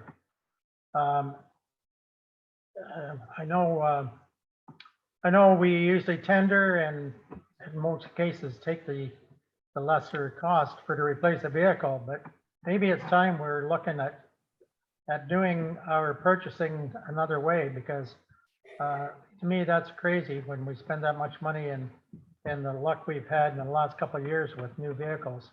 So I'd like to have a report back from Pete, the kind of vehicles and just a summary. It doesn't need to take a lot of time, Pete.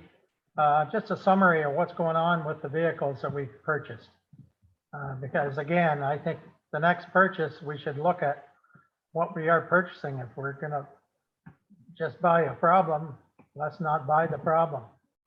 So I would like to have that report come back from Pete, independent of our discussion here on the used one repair and sell.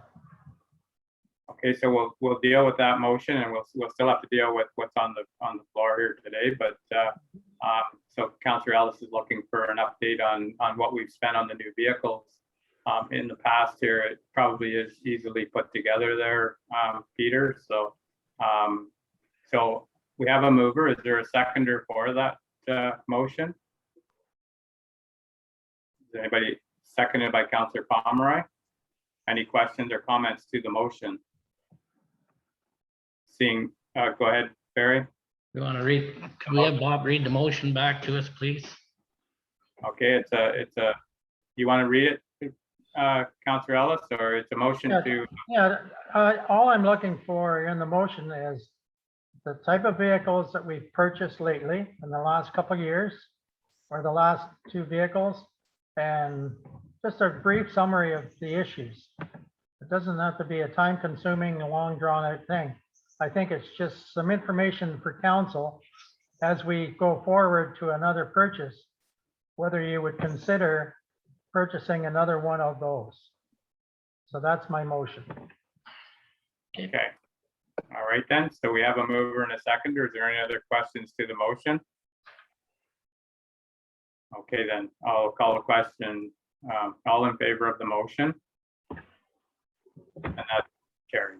So yeah, so we still have this to deal with, and just I'm not sure, Peter, you could probably speak to that as far as the tender process, but basically they're all the same trucks that come in on the tenders. It's just little things that are different, but as far as the issues that we've had with the trucks, most of them, it doesn't matter what it is. It's kind of like new cars nowadays. It's they just don't seem to be built as good as they used to be, and I don't think it's the tender process as much as it's just the equipment that's being built these days. But go ahead, Peter, and then we'll move on to this. Yes, through you, Mayor Martin, I will bring a detailed list back.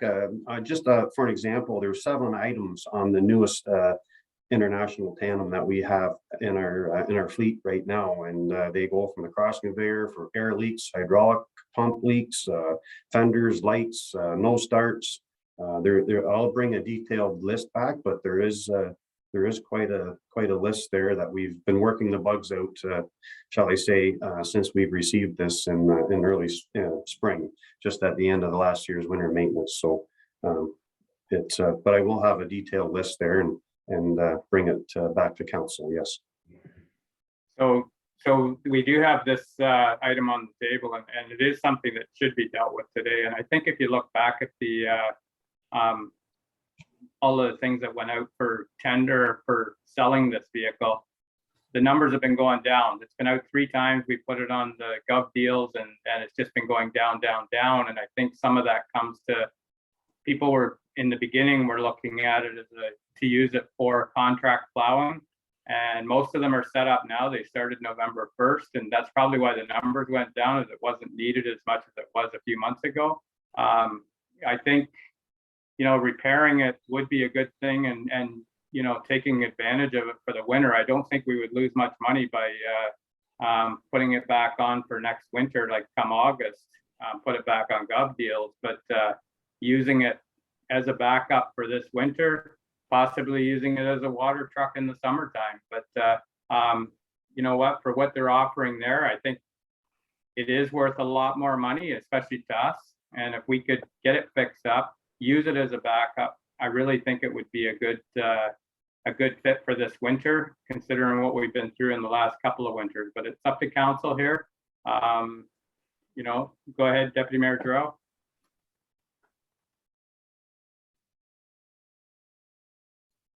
Through you, Mayor Martin, I guess the point of interest here, first of all, I was prepared to make a motion, but we got off track, and we got on and made motions and passed motions that wasn't on the agenda here. We were talking about Peter's report. So I'm prepared to make a motion that we keep the 7600 plow truck 1041, fix it up as Peter suggested, and I move the recommendation. Okay. See where it All goes. right. Thank you. We have a mover for the recommendation that's on the table here. So I'm looking for a seconder. Are you seconding it, Barry? No, I'm gonna question it. Well, I'm just calling a seconder. No, here. I've had my hand up here, Jim, for 5 minutes. You've ignored me after. No, but I I'm let Larry calling- go first. I let Larry go first. Then you let, Dave go. Say Okay, his- go ahead. Okay, go ahead, and then we have a motion. on the Okay, floor. well, I think that, excuse me. Peter has already said that they're gonna be a backup because they're gonna put the plow on the front of the grader. And, as a council, we sat here and we went through all this stuff for how many meetings? Because the truck's no good. We spent too much money on it. Now, all of a sudden, it's gonna be a great backup unit. We already have a backup unit. We have the grader. He's gonna put the plow on the front of it. So why are we gonna harbor another vehicle there that we've spent so much money on? And council made the decision that we were going to get rid of it, and we ordered one ahead of the due date, so we wouldn't have these problems. So there Okay. you are, council. You've made a decision. Now you're turning around saying, well, let's keep it again. I'm sorry. The difference in the decision is when we were looking at $60,000 compared to what's being bid on now, it's just, it doesn't make sense is what it's coming down to now. So there's a big difference on what we were thinking we were going to get for it and what we're going to get for it now, because they would have bid on it. So I have a motion on the floor. So I'm going to look for a seconder here. If not, it'll die. Is there a seconder here for the motion that we go with the staff recommendation? Seeing none? Okay, so we should have had a motion for Councillor Palmer. I asked you to get a second bid on this. That should really go through council. So I'm going to look for a motion that we ask you to get a second quote on this thing and do it the proper way. So is there somebody that wants to make a motion that we ask Peter to get a second quote on the repairs? Moved by Councillor Webb, seconded by Councillor Pomeroy. Any questions or comments around that? Go ahead, Deputy Mayor Giroux. I'll speak to the motion. I'm not in favor of that motion. I'm not in favor of spending money on a truck. They're going to sell for less money than we're putting into it. Yeah, Agreed. exactly. So, okay, so we have a mover and a seconder for getting a second quote on repairing the truck. So I'm going to call the question. All in favor? And that's carried. So, okay, Peter, so get a second quote on the thing and, and I guess list it on Gov Deals. That'll come back again, I guess. Right now, it looks like it's going to have to be listed again. Go ahead, Councillor Ellis. Yeah, just if we're finished with that, I apologize for jumping in there and creating a motion to get a report back from Peter. on our last vehicles, what the brands were and the costs. I guess Deputy Mayor Giroux found it a bit comical that we'd done that, but to me, it made sense.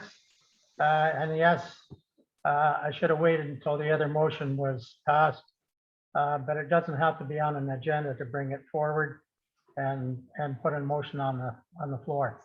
Just wanted to make that clear. Thank you. Yeah, that might help in the deliberation later, but okay, thank you. So we're going to move on here. Thank you for all the discussion, and go ahead, Bob. Yes, through you, Mayor Martin. Our delegation regarding the fireworks bylaw has now joined the meeting if you wish to hear the delegation. Okay, what's council's thoughts? There was a time for that.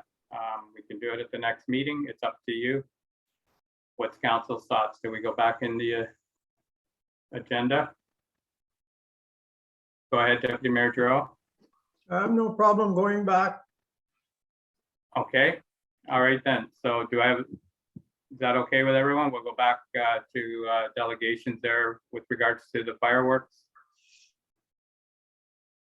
Okay, I'm not hearing an objection, so we will go back and take that on before we move on. So Penny Lawyer, welcome. Thank you. Hello, Your Worship and Mr. Martin and fellow councilors. I wanted to start off by saying technology is great until it isn't. So again, thank you for your patience. I'd like to introduce myself to you. My name is Penny Loyer, and I moved to Havelock from Timmins, Ontario in 2014. I, along with my family, we reside at North School Road. And I'm also the Regional Safety and Health Superintendent for Cobia, Canada, which was formerly Uniman Mines. In my role, I oversee the safety of 3 mines in Ontario and 1 in Quebec.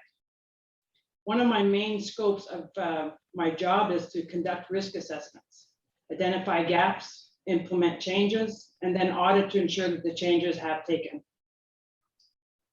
Today, I want to talk to you about one of our existing bylaws, and that would be our fireworks bylaw. So I presented to, let me start off a little bit about the history of why I'm bringing it to you today. So Belmont Motel requested and was issued a fireworks permit for the long weekend of September. On September 4th, Belmont Motel set off their permitted fireworks. This in turn set off a chain of events causing the neighbors' horses to be startled and stampeded wildly through the fields, causing damage to fences, injury to horses, and including the death of a 12-year-old quarter horse. A debt stock service was called in for the removal of the disposal of the said animal.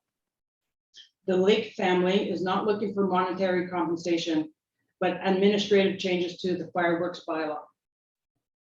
So when Leela and Herbie Lake informed me of the events, I was interested in how a bylaw failed to protect them. So I audited the fireworks 2008-84 bylaw and found several areas of vulnerability to the township and residences. These included, but are not limited to, setting off fireworks by kennels. The kennels are licensed through the township.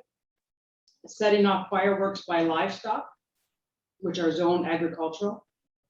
Setting off fireworks by churches, school, residential facilities, and fueling stations.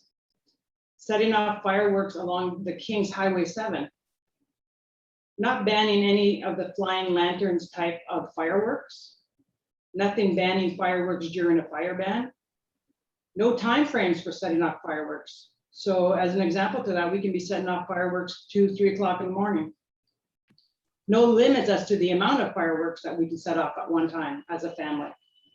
There's no policies for display fireworks, and there's no policy for pyrotechnical special effects. So think of that as your jamboree. Also power of entry. And then and lastly, the offenses and penalties for not following the bylaw. So there's no incentive to change the behavior.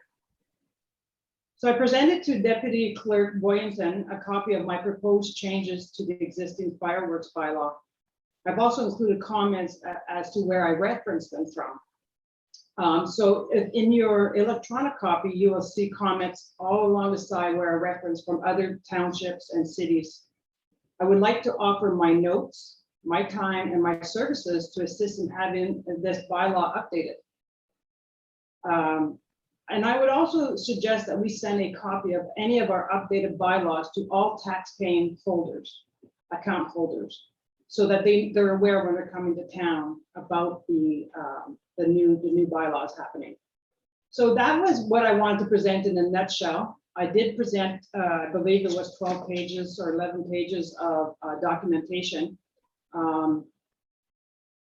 And I want to offer my services to you. So again, we don't want to stop the people from the city coming and spending their monies here. We don't want to tie their hands to that, but we want to make sure that everybody is safe and enjoying their properties as they should. And I thank you for your time today. Thank you, Penny. And yeah, it's a very thorough document. Well done. I wondered what your background was when I was reading it. It's all there. So I'm thinking it is something that's a work in progress. I have another email from the past couple of weeks that we're trying to get into a meeting with this person with regards to fireworks, and and we've had some issues over the past several years. So this might address some of the things that the problems that we're having, and there's lots here that it would be good to have in an updated bylaw. So I'm not sure if the fire chief has anything to add here. Some of the things that you said there, I'm not sure. I thought we had a thing around Chinese lanterns because that has came up before. I thought that was taken care of, but there's several other things in here that he may have to go over it, and we'll bring it back to a future meeting. But I appreciate you offering to help us out here, because Absolutely. obviously you have a little expertise in here. So is Chief Ains there, or not seeing him? Is the council I'm here, Jim. I'm just. Okay, there you are. Yeah. Okay, Ray, have you been through this document? And Yeah, I did read it, and I'd like to thank Penny for all this hard work that gone into this. And like I mentioned to you, Jim, that we are in the process of going over this bylaw and coming up with something in the spring for the new year. so, yeah, so if you could work with Penny, she is offering, and like I say, we have several others that have questioned that we have to gather all the information and make sure it's, I imagine most of it is addressed in this document, but I'm sure there could be a few other things that could be added. But so I think for today, if we could get a motion to receive the delegation and take advantage of Penny's offer here to help us update our bylaw here. And when you say spring, it was like an overwinter thing. So not necessarily spring, but as soon as possible.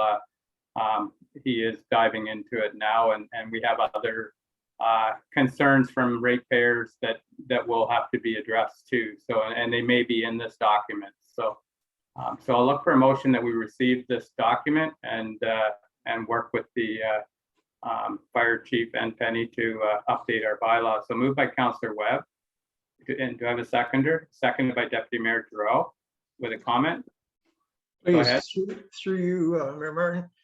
Thank you, Penny, for all the hard work you've done here. And I'm sure that we will take advantage of your knowledge, I hope, and we will work with you, or you can work with us, whatever the case may be. I know the chief is always receptive to any information and help. I'd also like to say it's nice to see you, meet you. We live 10 minutes apart and we haven't even met in the last, since you come from Timmins. I know I met your husband and we live a 5-minute, 7-minute walk from each other, but we've never met. So Exactly. nice to meet you this morning. Thank you. Thank you for your audience today. Okay, well, thank you. So I have a mover and a seconder that we refer this to the chief and put this into the plan. So do I have? Any other questions around this? All in favor of the motion?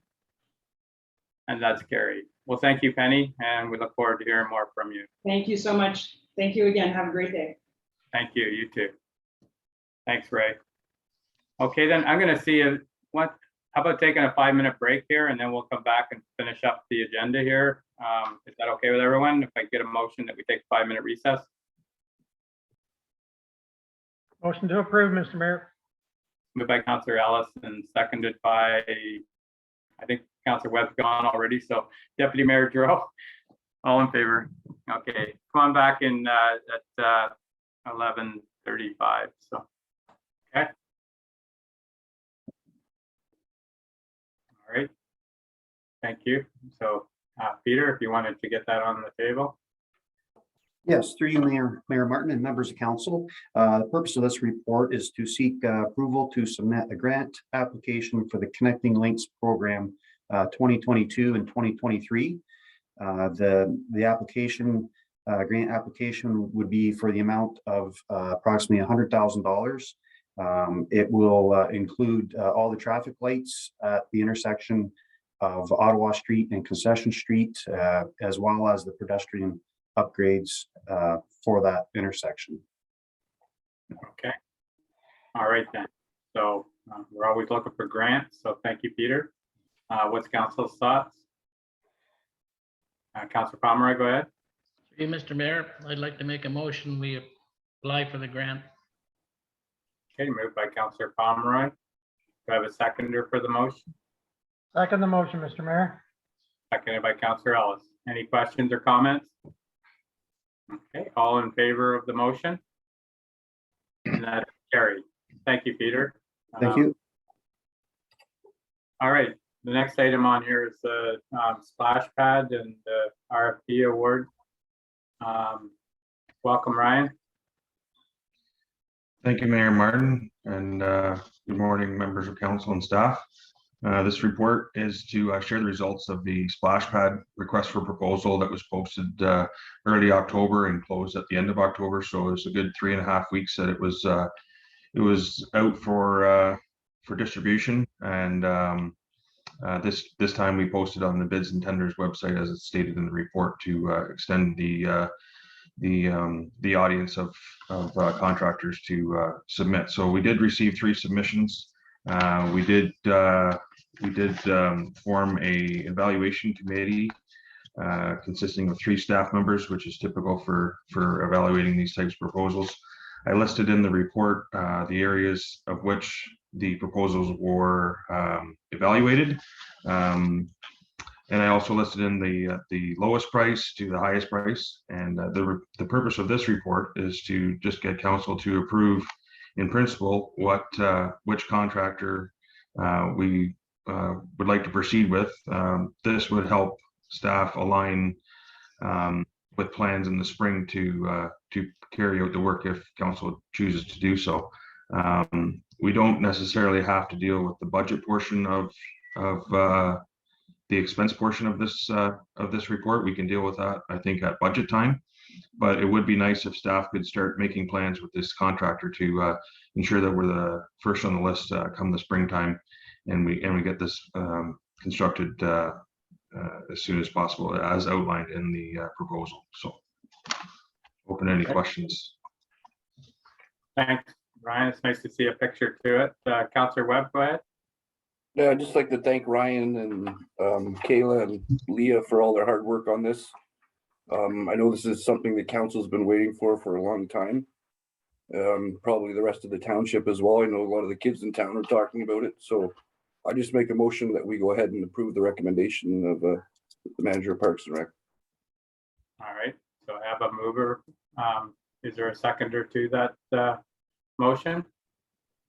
I would second that motion, Mr. Mayor. Seconded by Deputy Mayor Giroux. Any questions or comments around the motion? Go ahead, Councilor Pomeroy. Yeah, I just have one. I've noticed there was no member of council present when they opened the RFPs. And usually we do have. Yeah, go ahead, Councilor Webb. I was there, Barry. Okay, I just see your name's not on there. Yeah, no, I was there, Barry. Okay. Yep. All right. Okay then, so we have a motion on the floor. If there's no further questions around the motion, I'm going to call the question. All in favor of the motion? And that's carried. Thank you, Ryan. And yeah, great report. Next, do you have a report with regards to the furnace replacement at the township office? Yes, thank you. So this is just a brief report, just to let council know about some mechanical repairs that are required at the township office. The basement furnace is not currently working. So we're trying to source some parts out, being that it's a 23-year-old unit. It's quite difficult to get parts because they're obsolete. And I was just making a recommendation to council that we maybe allow staff to replace this unit. It's 23 years old. It's at the end of its service life. And I just think that it makes sense to move forward and get this replaced so that we can get the heat back on down there. Okay, Councillor Ellis, go ahead. Through you, Mr. Mayor, to Ryan, the decision to buy a new furnace, if that's the decision, would that be sufficient for going forward with the expansion at our facility? This is for the office, I think, Councillor Ellis. Oh, sorry. Yeah. So, okay, so do we have a mover for the recommendation here? Or moved by Councillor Webb, seconded by Deputy Mayor Giroux. With a comment, Mr. Mayor? Go ahead. I will ask through you, this question will go to our CAO. Bob, do we have an upward limit on any purchases we make such as this without going to tender or for this furnace, or can we just go out and do a one source? No, through you, Mayor Martin, we wouldn't necessarily go to one source. Our manager of Parks and Recreation would source and get the best price he could get for that unit. Thank you. Okay. All right, so I have a mover and a seconder. Is there any other questions or comments around it? I'll call the question. All in favor? And that's carried. Thank you. Thank you. Okay, next report is Bianca with regards to the CIP. Hi, Bianca. Hi, good morning, Mayor Martin and members of council. The purpose of my report today is to seek council's approval to implement an upset limit on the Community Improvement Plan incentive programs. The upset limit is intended to ensure that multiple applicants have the opportunity to obtain CIP funding, and that the funding can be more evenly distributed among potential applicants in the township. But the Economic Development Committee held on August 31st, the committee passed a motion that directed staff to investigate limiting the amount of incentive program funding one applicant can receive to $5,000 over a 4-year period. The staff met with the township planning consultant, Mike Keane from Fulton Planning and Design, to discuss how to proceed with implementing an upset limit. Mr. Keane indicated that the amendment would be considered a housekeeping amendment and would only require a general resolution from council. So therefore, staff is recommending that an upset limit of $5,000 over a 4-year period be approved.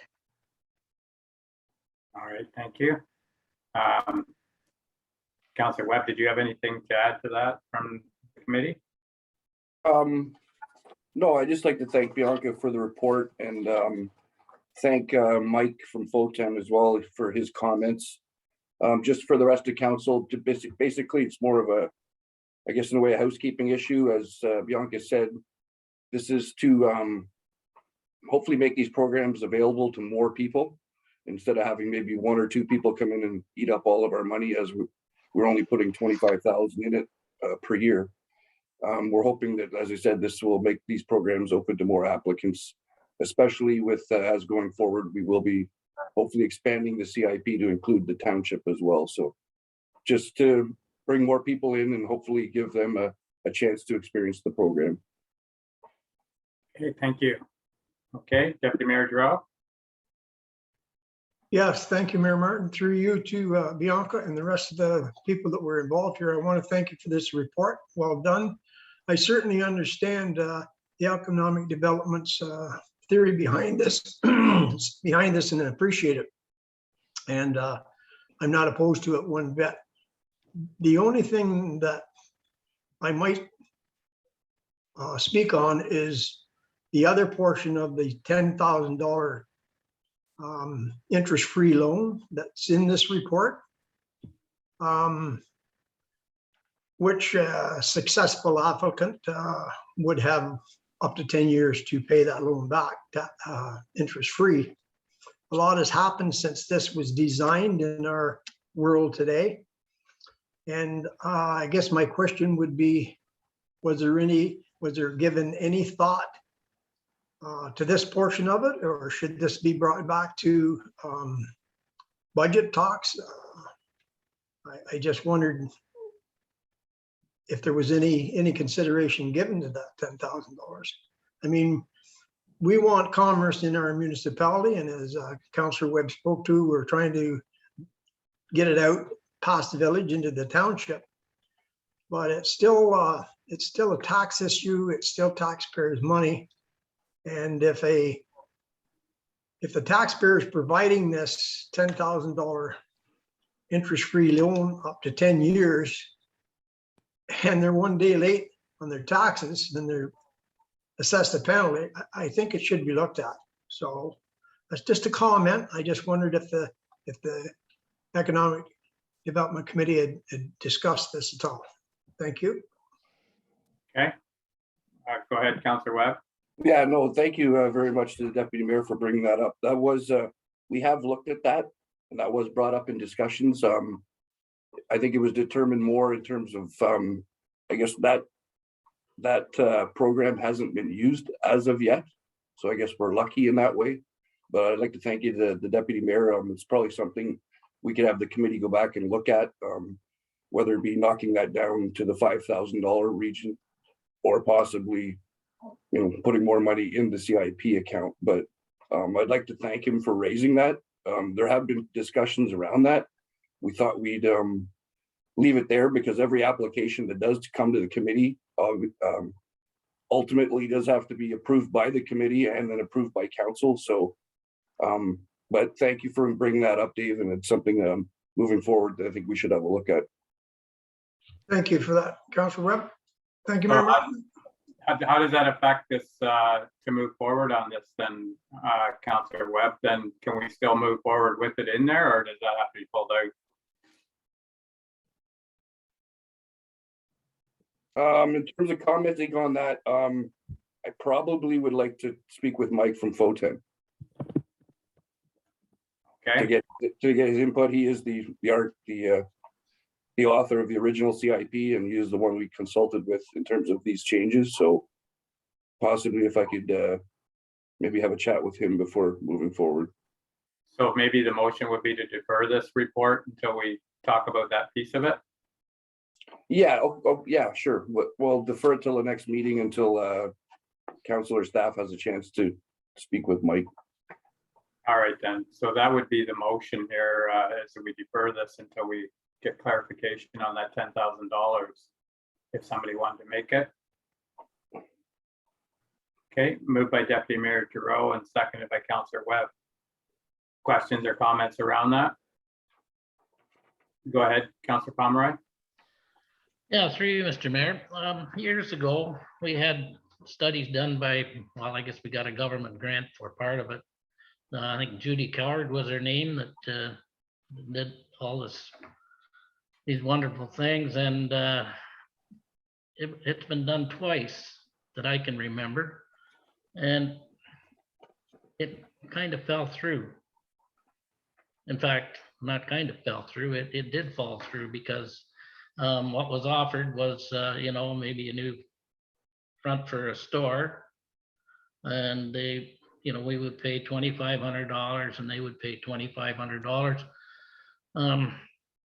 But then when we got everything ready to go, nobody had any money in the stores, so we couldn't do anything. So I'm just wondering if we're going down the same path. I don't know whether that is what it is, or maybe I can get Hart at a later date to try to explain this to me. But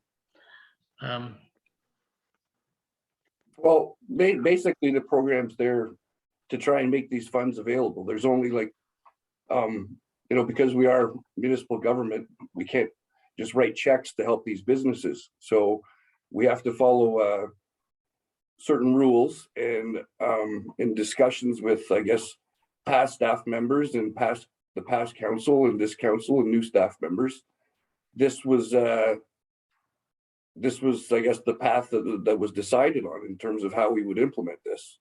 I like it because a lot of what we offer there is we're not just handing money out, so people got to put, their money in the game too, where a lot of it's matching dollars. And to me, the few people that we've worked with, just referencing JJ Hudson, Remax, Russ and Dot Carnes that did the doctor's building at the east end of town. I know the people at Wildfire Bakery are all more than pleased with using this program. I understand the frustration in terms of maybe the numbers that we've had use it, but it is what it is. And I guess that's up to us to maybe, increase the advertising or get the word out there more. But for the people that have used this program, I've heard nothing but good things. So I would like to see it keep going. I don't know if the rest of council has heard different things. Maybe they could fill me in, but. No, I commend your heart on on what you're doing. And we've actually used it more in the last 3 years than what it's ever been used. So it's. And sorry, Barry, not to cut you off, but moving forward, that's what we're trying to advertise with Wildflower, with getting some of this out into the papers, so that hopefully some of these other businesses see that, yes, this can be done and it can be done successfully. So, but I think that's probably on us to get the word out there. More communication, so. Okay. So we have a motion to defer it to the next meeting to bring this back with regards to the $10,000. So I have a mover and a seconder. I'll call the question. All in favor? And that's carried. Thank you.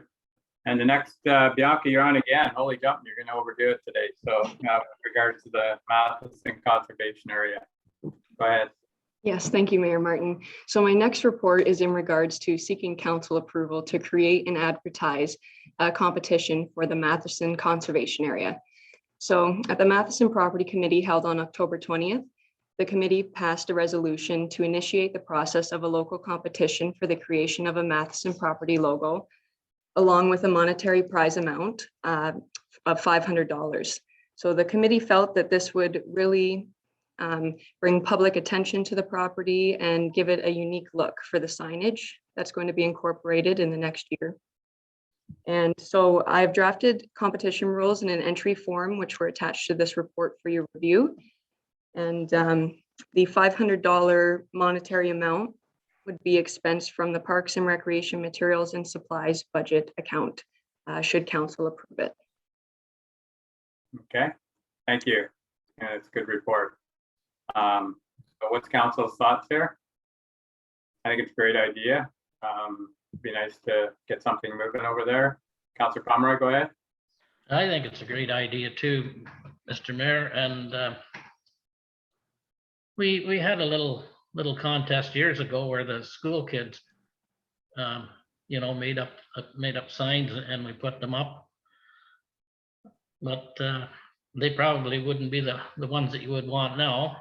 I guess if we're going to do it right, you do it professionally. So I just wanted to throw that in. Yeah, and hopefully they have some input into it as we move forward. But yeah, go ahead, Councillor Webb. Yeah, just to Councillor Pomeroy's point, we are hoping to have the public school here in Havelock involved for their own submissions. I understand they are grade 6 and under, but that still probably makes them more artistically talented than I. So, and if you look at the rules, Bianca has included a stipulation in there whereby we as the township are able to make amendments or changes to the logos that are submitted or to the contest winners. So moving forward in terms of what you're talking about, Councillor Pomeroy, if one of these young students did something, that looked pretty good, then we could maybe tweak it a little and make that into our own. So you know, I agree with you. I would like to see this, you know, the winner of this competition come from HBM and hopefully be a student, but we'll see what turns out. Thanks, Art. So were you moving that, Councillor Pomeroy, that we go ahead with this? Yeah, no problem. I thought that's what it was. Anyways, I'll look for a seconder for this initiative. Seconded by Councillor Ellis. Any other questions or comments around it? Through you, Mr. Mayor, just a quick one, just as Bianca stated, it's to create an interest in what they're trying to promote through the Madison property. So thanks for the good job there, Bianca. Thank you. Okay. Thank you. If there's no other questions or comments around the motion, I'm going to call the question. All in favor of the motion? And that's carried. Thank you. Thank you, Bianca. Thank you. Okay, our next item on the agenda here is surplus property and the medical center. Bob, if you wanted to speak to this. Yeah, through you, Mayor Martin. In closed session, council has declared that the medical center should be sold, the property at 75 Concession Street. So this report starts that process by declaring the property surplus and then allows it to go to market. I think the key part of the document here is we spent a lot of time discussing this, and I like the last line there that sale proceeds will be placed in a dedicated fund for a future medical center building. That's the key to this whole report, I think. So what's council's thoughts here? Councillor Pomeroy? Through you, Mr. Mayor, yeah, I like that part in there too. The only thing is we've cut off the parking basically to our park. And I would hate to see that happen. You know, it's been there for quite a few years, and there's more people use it than what we realize. I know when you drive by and you only see 2 people there, but then you can drive by and see 10. But we got to have somewhere for people to park, and I don't know, I suggested on way back that maybe we could take a few feet off the north side of the lot that the medical center is on, but I don't know if there's been an alternative decided or not. We'll have to go through Bob and ask that question, please. I think the county approved the front side of the property, did they not, Barry? Like on the park itself? I don't know. Okay, I thought we. Through you, Mayor Martin, our manager of public works has reached out to the county of Peterborough, and we have commenced the process to establish a parking area and an entrance to the park. So there will be parking spaces provided there. Thank you. You're welcome. Okay. So is there anybody prepared to make a motion here, or there was a lot of talk around this, and I think we covered all the bases. So there's an opportunity here. So what's your thoughts? Councillor Ellis? Well, I'll make the motion that we approve the recommendation brought forward by staff. You, Mr. Mayor. Moved by Councillor Ellis that we go with the recommendation. Is there a seconder? Do I have a seconder? Deputy Mayor Giroux, are you seconding it? I am having computer problems here with both computers, but if I heard Councillor Ellis right, he made a recommendation to approve the recommendation. I'm seconding it. Okay, seconded by Deputy Mayor Giroux. So is there any other questions or comments around this? There is, speak to the motion.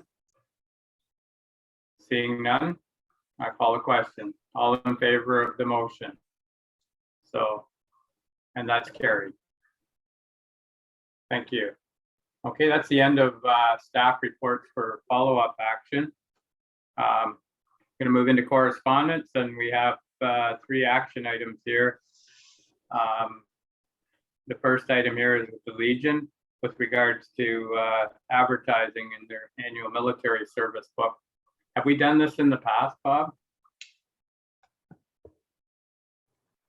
Yes, through you, Mayor Martin, we have done it in the past. We've taken out a business card sized ad. Okay. All right. What's council's thoughts? Councilor Pomeroy, go ahead.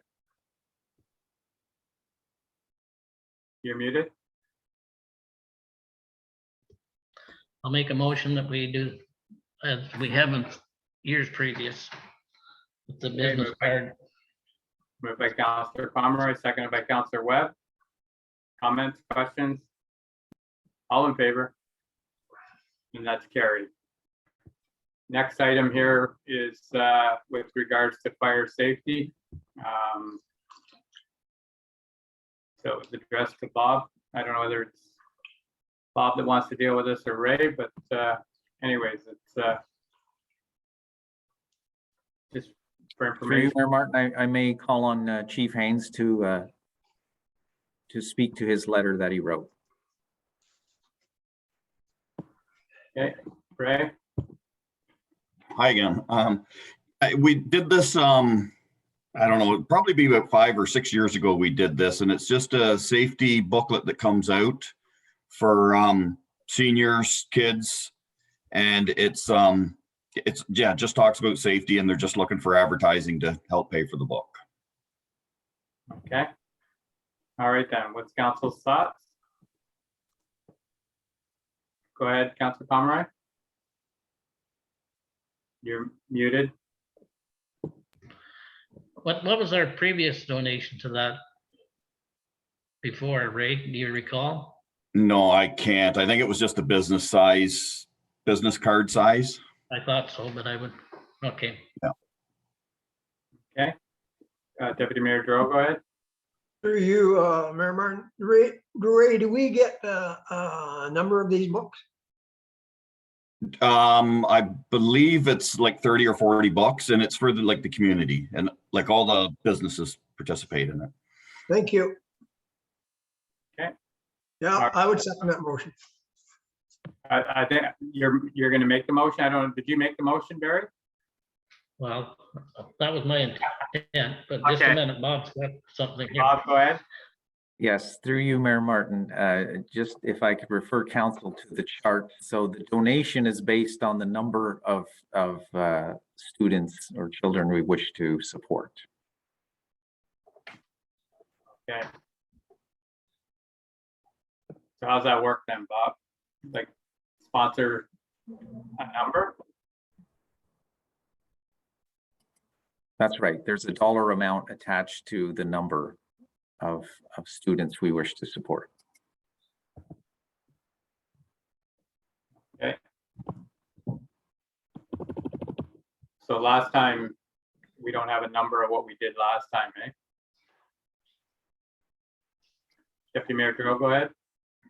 If there's a way, through you, Mayor Martin, if there's a way to go back and find out what it was the last time, can a motion be crafted to do the same thing this time?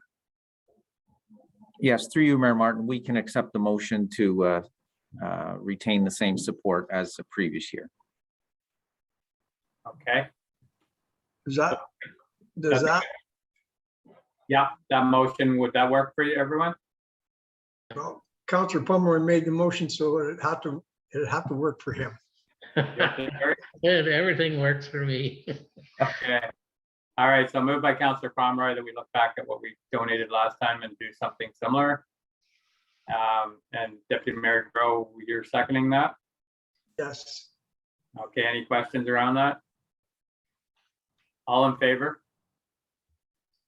And that's carried. So, and the last item here is with regards to International Day for Elimination of Violence Against Women. What's your thoughts here? It doesn't say a price of a flag or anything here, Bob. So I'll start off. What's council's thoughts here?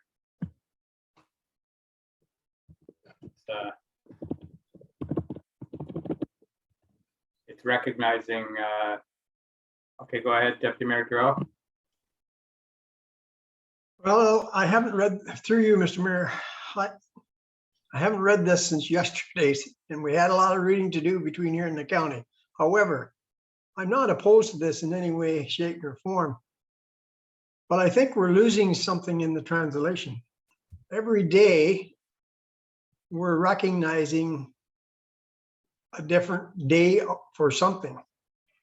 It's violence against women is certainly top notch, and there's drinking and driving, and there's whatever day and whatever day. Soon we're going to have do worm day.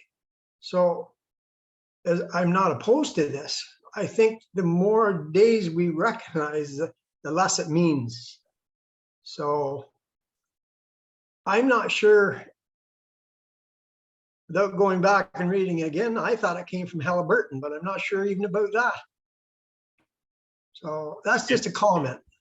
Yeah, it's Peterborough Halliburton. So, and it's recognizing November 25th. The flag aside, it is something, it's a proclamation to recognize violence against women on November 25th is what they're asking. So the flag aside, we could, it can be recognized. I agree with you. There is a day for everything. But this is something that, you know, it can be done. It's up to council here. What's your thoughts on recognizing November 25th? Is there any comments around it or thoughts? Go ahead, Dave. My question is, I guess, through you, Mr. Mayor, to Bob, how do we fly the flag? How do we simply proclaim this day, or do we have to fly a flag? How's it going to work? Through you, Mayor Martin, I believe it's council's option. We don't have to fly the flag. You can issue the declaration and leave it at that if that's council's wish. Thank you for that. Through you, Mayor Martin, I will make a motion to recognize that day. Okay. So that's recognized November 25th as International Day for Elimination of Violence Against Women. We have a mover. Second the motion, Mr. Mayor. And it's seconded by Councillor Ellis. Any questions or comments around it? Nope. Oh, I'm going to call the question then. All in favor? And that's carried. Thank you. And that's the end of action items. Is there anything else? There is no other items anyways for information only. So we'll move on to committee liaison reports and county update their day. We can start with that. There wasn't a lot again, but I'll let you handle that today, Mayor Martin. All right, then, yeah, there wasn't a lot around it.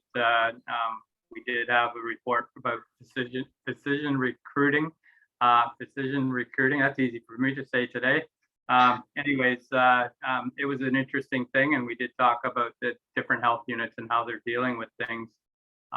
It's really complicated, and but they're trying to bring us up to a standard where we're more effective in trying to get doctors to this area.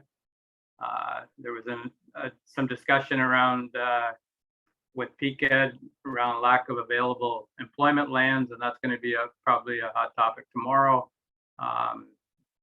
Around the city, there is no employment lands, and there's some discussion with Cavan Monaghan and others, that PCAD, that we need to start finding more land.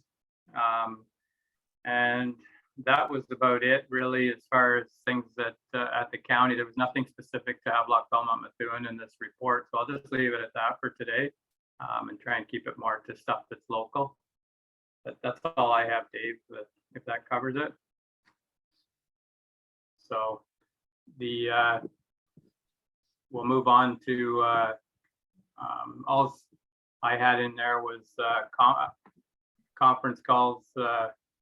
I had last week, besides Peterborough County, I did have transportation master plan meeting at the county, and that's something that's moving forward. It's a long process, but we're trying to have something done for spring. Not a lot there to report as far as you know, they're addressing everything. So whether it's transferring roads, you know, and that'll involve Havelock-Belmont-Methuen eventually, but we're not there yet. You know, and George Street's a good example of that. And then I did meet with Dave Smith last week in the mayor's meeting, and he talked about his office closure. Unfortunately, there's a lot of bad things going on, and he was forced to close his office due to some threats.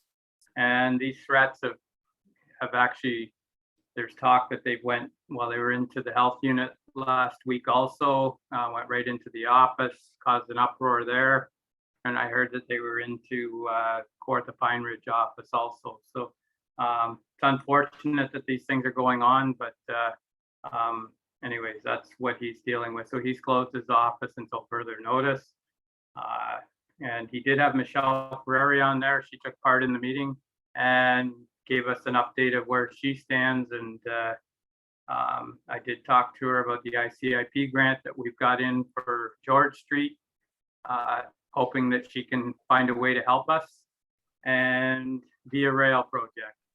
Brought that up to her, and she was already aware of that through some discussions with other people. So it's good to see that she's getting up to speed, and it was good to see her on that meeting. But that's all I had for my meetings last week and for conference calls. So other than that, for liaison reports, that's all that I have listed here. So I would just take a motion that you receive the liaison reports. Moved by Councillor Webb. Seconder, Councillor Ellis. All in favor? And that's carried. Okay, our next, let me catch up here. Written oral or oral notice of motions. I don't have any listed here. So the next item is new business. And Councillor Ellis, you had something there in new business with regards to our limited maintenance policy. Sure, you, Mr. Yeah, back in the earlier in the fall with the heavy rains, Sandy Lake Road got to be a quite an issue back there, and I'd like to recognize Pete for jumping on board and getting it addressed, that graded up, and it needed some gravel in some of the bad places. And through those discussions with some of the residents, the topic of winter maintenance came up as well. The Sandy Lake Road and Tongmong Road. So when I talked with Peter about it, one of the things that came out was the fact that there are winter maintenance schedules back there, but it's really not in a policy. A previous road superintendent took on some changes there, but it was never in a policy. So that's the reason for having it on today. And maybe I'll ask Peter, still with us, if he would like to just comment on it. And anyway, the long and the short of it is there isn't a policy to cover what we're actually doing. And some of the attention's brought forward because of, as we all know, there's a lot more people that live permanently or not seasonal anymore in some of those areas. So they're looking and asking questions about the service that they're gonna get for the coming winter. So I'll ask Peter to speak to it, please. Okay, Peter, go ahead. Yes, through you, Mayor, Mayor Martin, to Councillor Ellis. Those limited maintenance roads, there's 4 in total. We treat all of them with the same winter maintenance policy. That being said, we super exceed our policy that is in place as of right now with plowing, and those roads don't receive any sand, but we do super exceed the policy that's in place now. So we are providing a better service than what our policy does state, but they do receive, all of those roads do receive the same maintenance. It's a 6-inch, 15 centimeters or 6 inches of snow before we have to plow. It's 2 or 3 days after a significant storm. None of those roads receive any sand. that sums up the policy.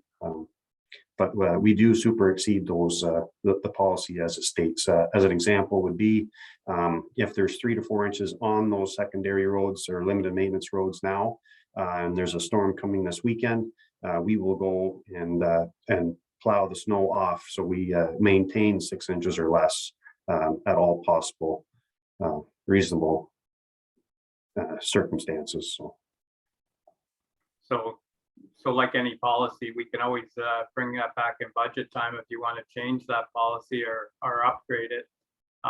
There is a cost to like anything. So I don't know what your suggestions are, Peter, but we do have a policy in place now and you're going above and beyond that. So I think that's what Councillor Ellis is getting at, that should the policy be upgraded to what you're doing now, or is it covered already and just we're doing a better job than we're supposed to, which is always a good thing.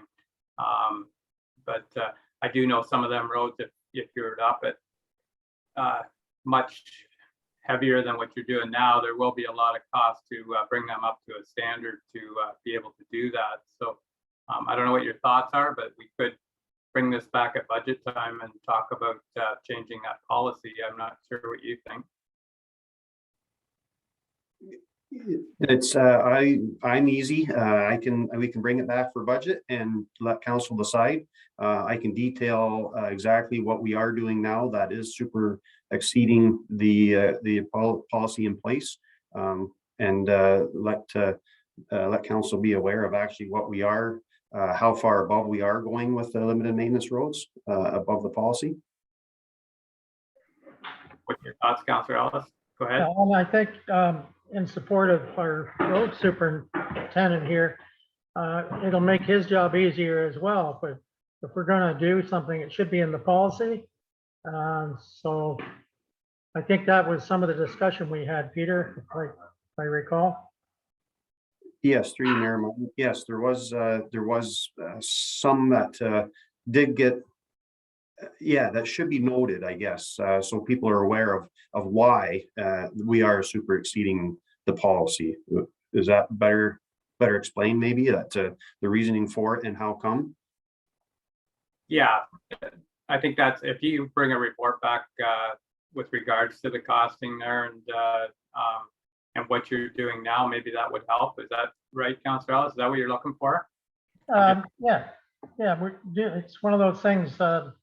Do what you say and say what you do, the old term from work-related items. But yeah, it's basically people that are looking for the service now, and it's not in a policy. So if we're going to do it, it should be in the policy, and it can be brought to budget, and it would be, preferable to Peter because then he can address the situation as it needs to be because it's in the policy. Okay. One of the short of it. All right.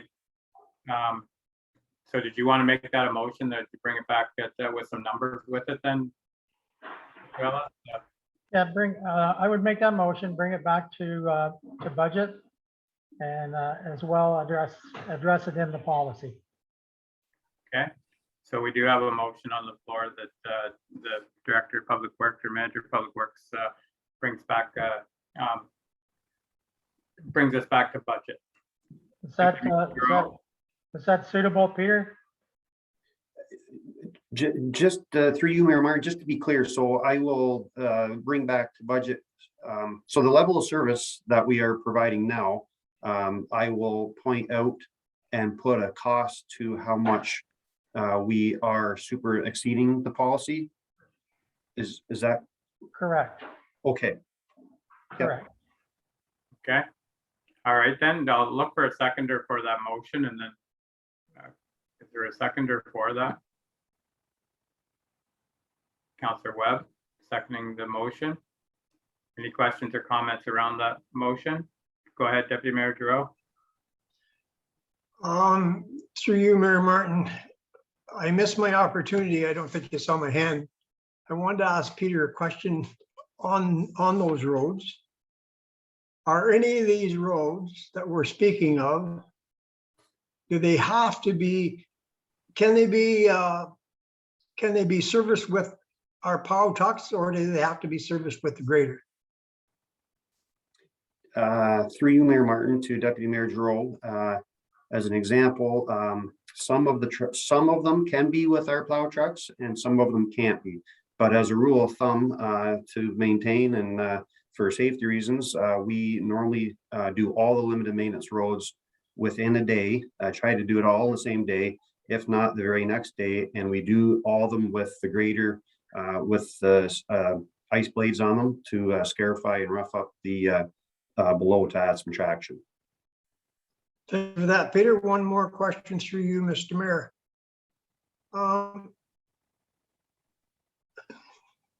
Our costing between a grader and a truck, when you bring back the request that Councillor Ellis has, can you distinguish between the cost per hour of a plow truck and the grader? Yes, through you, Mayor Martin, I will bring different costs back on per hour per units for sure. Thank you. Okay. All right, so if there's no other questions or comments around the motion, I'll call a question. All in favor of the motion? And that's carried. Thank you, Peter. Thank you. Okay. And that's all you, okay, go ahead, Larry. I'd like to add, and I would ask this to CAO Bob. Our last vaccination clinic that was held on from the bus on number 7, was there any report back on the number of attendants? Yes, through you, Mayor Martin. I will be bringing a report to the next council meeting to detail the success of that clinic. But Peterborough Public Health was very happy with the results. It was another successful clinic in Havelock. Very good. Thank you, Bob. You're welcome. Okay. Okay, and the items I have listed on here with regards to the bottle drive, the shelter, we budgeted last year for a shed or something to cover those bottles. There's an issue with them blowing all over the parking lot, and right now they were under snow yesterday. So I just wondered if council had any ideas of whether we get the shed that we budgeted for, C-can to put them in, or something that I came up with this week, but I don't know if it would be, I did talk to Peter and Ray about it, is our closed-in trailer for the winter, using it as a short-term fix to try and get these out of the weather and clean up that area. Right now with all the work going on around there, it's hard to know exactly where they're going to be, but something needs to be done to be effective with this bottle drive. And we did budget for it. We just haven't got anything there. So I just want to know what council's thoughts are to try and fix that situation. Deputy Mayor Giroux, go ahead. In the first negotiations with the Lions Club, if it was the Lions Club that I'm thinking about, when they first brought this forward to council, they were going to provide a trailer. Were they not? It was just a trailer, just an open trailer? Yeah, they had something with the skating club last year. But it wasn't an enclosed trailer. I thought it was an enclosed trailer they were talking about. No, it was Ralph's trailer, I think, but it was for the skating club. So since the Lions have took it over and we were making it more permanent, we were just, trying to come up with a better solution, I guess and I thought that's what the shed was for that we budgeted for. They were $3,000 budgeted for sheds for it, but so anyways, it's just a thought here, but I've been up there when the wind's high and it's blowing all over the parking lot. And then yesterday with the snow in there, it wasn't good. So Councillor Ellis, go ahead. Through you, Mr. Mayor, we did have discussion about utilizing a C-can there. Would that not be the quick and easy to solve, as you say, the stuff blowing around? Yeah, I suggested that before. There's 2 in there already with the county, but go ahead, Councillor Pomeroy. Yeah, we're contravening our own bylaw if we put a C-can in there. Oh, do we have one? I didn't realize that. Okay. Maybe go to the building department and maybe we could find out. Yeah, okay. Okay, so that's an idea it's successful in Norwood there with the advertising. We'd probably pay for it within a year, but I think we have a bylaw in place that we don't allow them. So the sheds are in the budget. I guess if that's the other option, is we direct staff to get a shed up there to put them in and spend the money that we budgeted. It's just the CCAN was a quick fix, or the trailer. I said the trailer there, if we could use it for the short term here to get through this winter, that's another option. But we'll leave it with staff. It's just something else has to be done there. So it's up to council if you want to make a motion, or we can just direct staff to do a better job there at the waste site to make this a successful venture. So go ahead, Deputy Mayor Giroux. Just a question through you, Mr. Mayor. The $2,000 that was budgeted, were we going to recoup that $2,000 back from the bottle people? I don't know. It was in budget. I don't know. I don't think there was any discussion on that. It was just put in there. That was part of last year's budget. So I'd have to go back. We can go back and take a look at if anything was, I don't remember any discussion on recouping it. It was just a thing of making it a better venture. But anyways, I had this on here just to see if there's anybody has any thoughts on making it better. Go ahead, Councillor Ellis. Well, maybe be a suggestion, Mr. Mayor, that we contact the Lions Club and see what they're prepared to do to address the issue. Yeah, but we did budget for it, so that's what my problem is we've got it in the budget, so we need to deal with it, or put that back into our coffers, because like I say, we budget for something, we're supposed to do it, and it hasn't been done. So there's a lot of work going on around that transfer station, so that's one of the issues I think is why it was left. Is it's everything's moving, so it's that was the problem with the shed, but just something needs to be done, and yesterday was a good example. So, Well, just again, to my point is, if we talk to the Lions Club, they may have a trailer that they could put in there, an enclosed trailer maybe. But if they're not aware of the situation, then well, yes, well, we got $2,000 to address it. okay, all right then, that's that would work. Deputy Mayor Giroux, go ahead. That was basically, Councillor Ellis covered my question or covered my query. It would be nice to ask them if they had one. If they don't, we're going to have to do something. We can't have the bottles spreading all over. As you say, Mayor Martin, it was put in the budget. Whatever it is, I want it to be accessible, movable, because it's probably not going to stay in the same spot after the construction's done. So who knows, maybe somebody's got a trailer that they can, an enclosed trailer that they're not using for the winter. I don't know, but. Yeah. Okay, it's just so maybe it's just a matter of directing staff to, and to talk to the Lions and come up with something that we can do a better job there. Go ahead, Bob. Yes, through you, Mayor Martin, we will certainly reach out to the Lions, and I will work with our manager of public works, and we'll find a solution to that problem. Thank you. Perfect. And the other, oh, go ahead, Dave. One last comment. We've talked this to death, perhaps. One last comment. We do have 2 sea cans in there now that's been there for years. So we might convene our own bylaw, but Peterborough County has no problem to doing it. I thought about putting a roof on a dumpster and using one of them. They'd look the same thing, and then we're okay then. Okay, so let's just leave it the way it is, and we'll see if we can get something better. It's just winter's coming, and it's going to be pretty messy up there in the near future. The other item I had on here is something that we've talked about for months as far as having shovel-ready projects.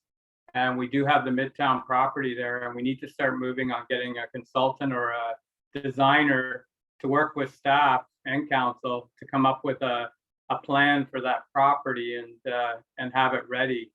So what I'm asking here is to see if council's good with trying to move forward here, try and get something you know, there's two parts to it. One's an office building and the other part is a public works yard.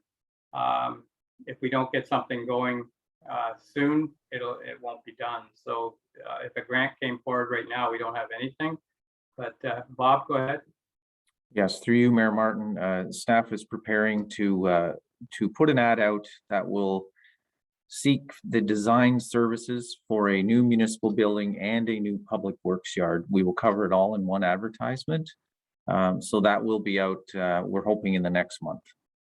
And there's no cost to that, Bob, other than the advertising? The advertising, that's it. Okay. All right then. That's good. So that's all I had there. So that's all that's listed for new business. We'll move on to bylaws here, and two of them we took care of already. The third one here is to repeal bylaw number 2021-054. So I'll look for a motion to repeal that bylaw. Moved by Councillor Webb, seconded by Deputy Mayor Giroux. Any questions or comments? All in favor? And that's carried. The next one here is a bylaw to appoint the treasurer for the corporation of the Township of Havelock-Belmont-Methuen. Do I have a mover there? Bob? Okay, Councillor Webb, Deputy Mayor Giroux. Questions, comments? All in favor? And that's carried. And the next one is a bylaw to appoint deputy treasurer for the corporation of the Township of Havelock-Belmont-Methuen. Is there a mover for that? Moved by Councillor Ellis, seconded by Councillor Webb. Questions, comments? All in favor? And that's carried. Okay. And the next item here is confirming bylaw for today's meeting. Moved by Councillor Webb that we confirm, and seconded by Councillor Ellis. All in favor? And that's carried.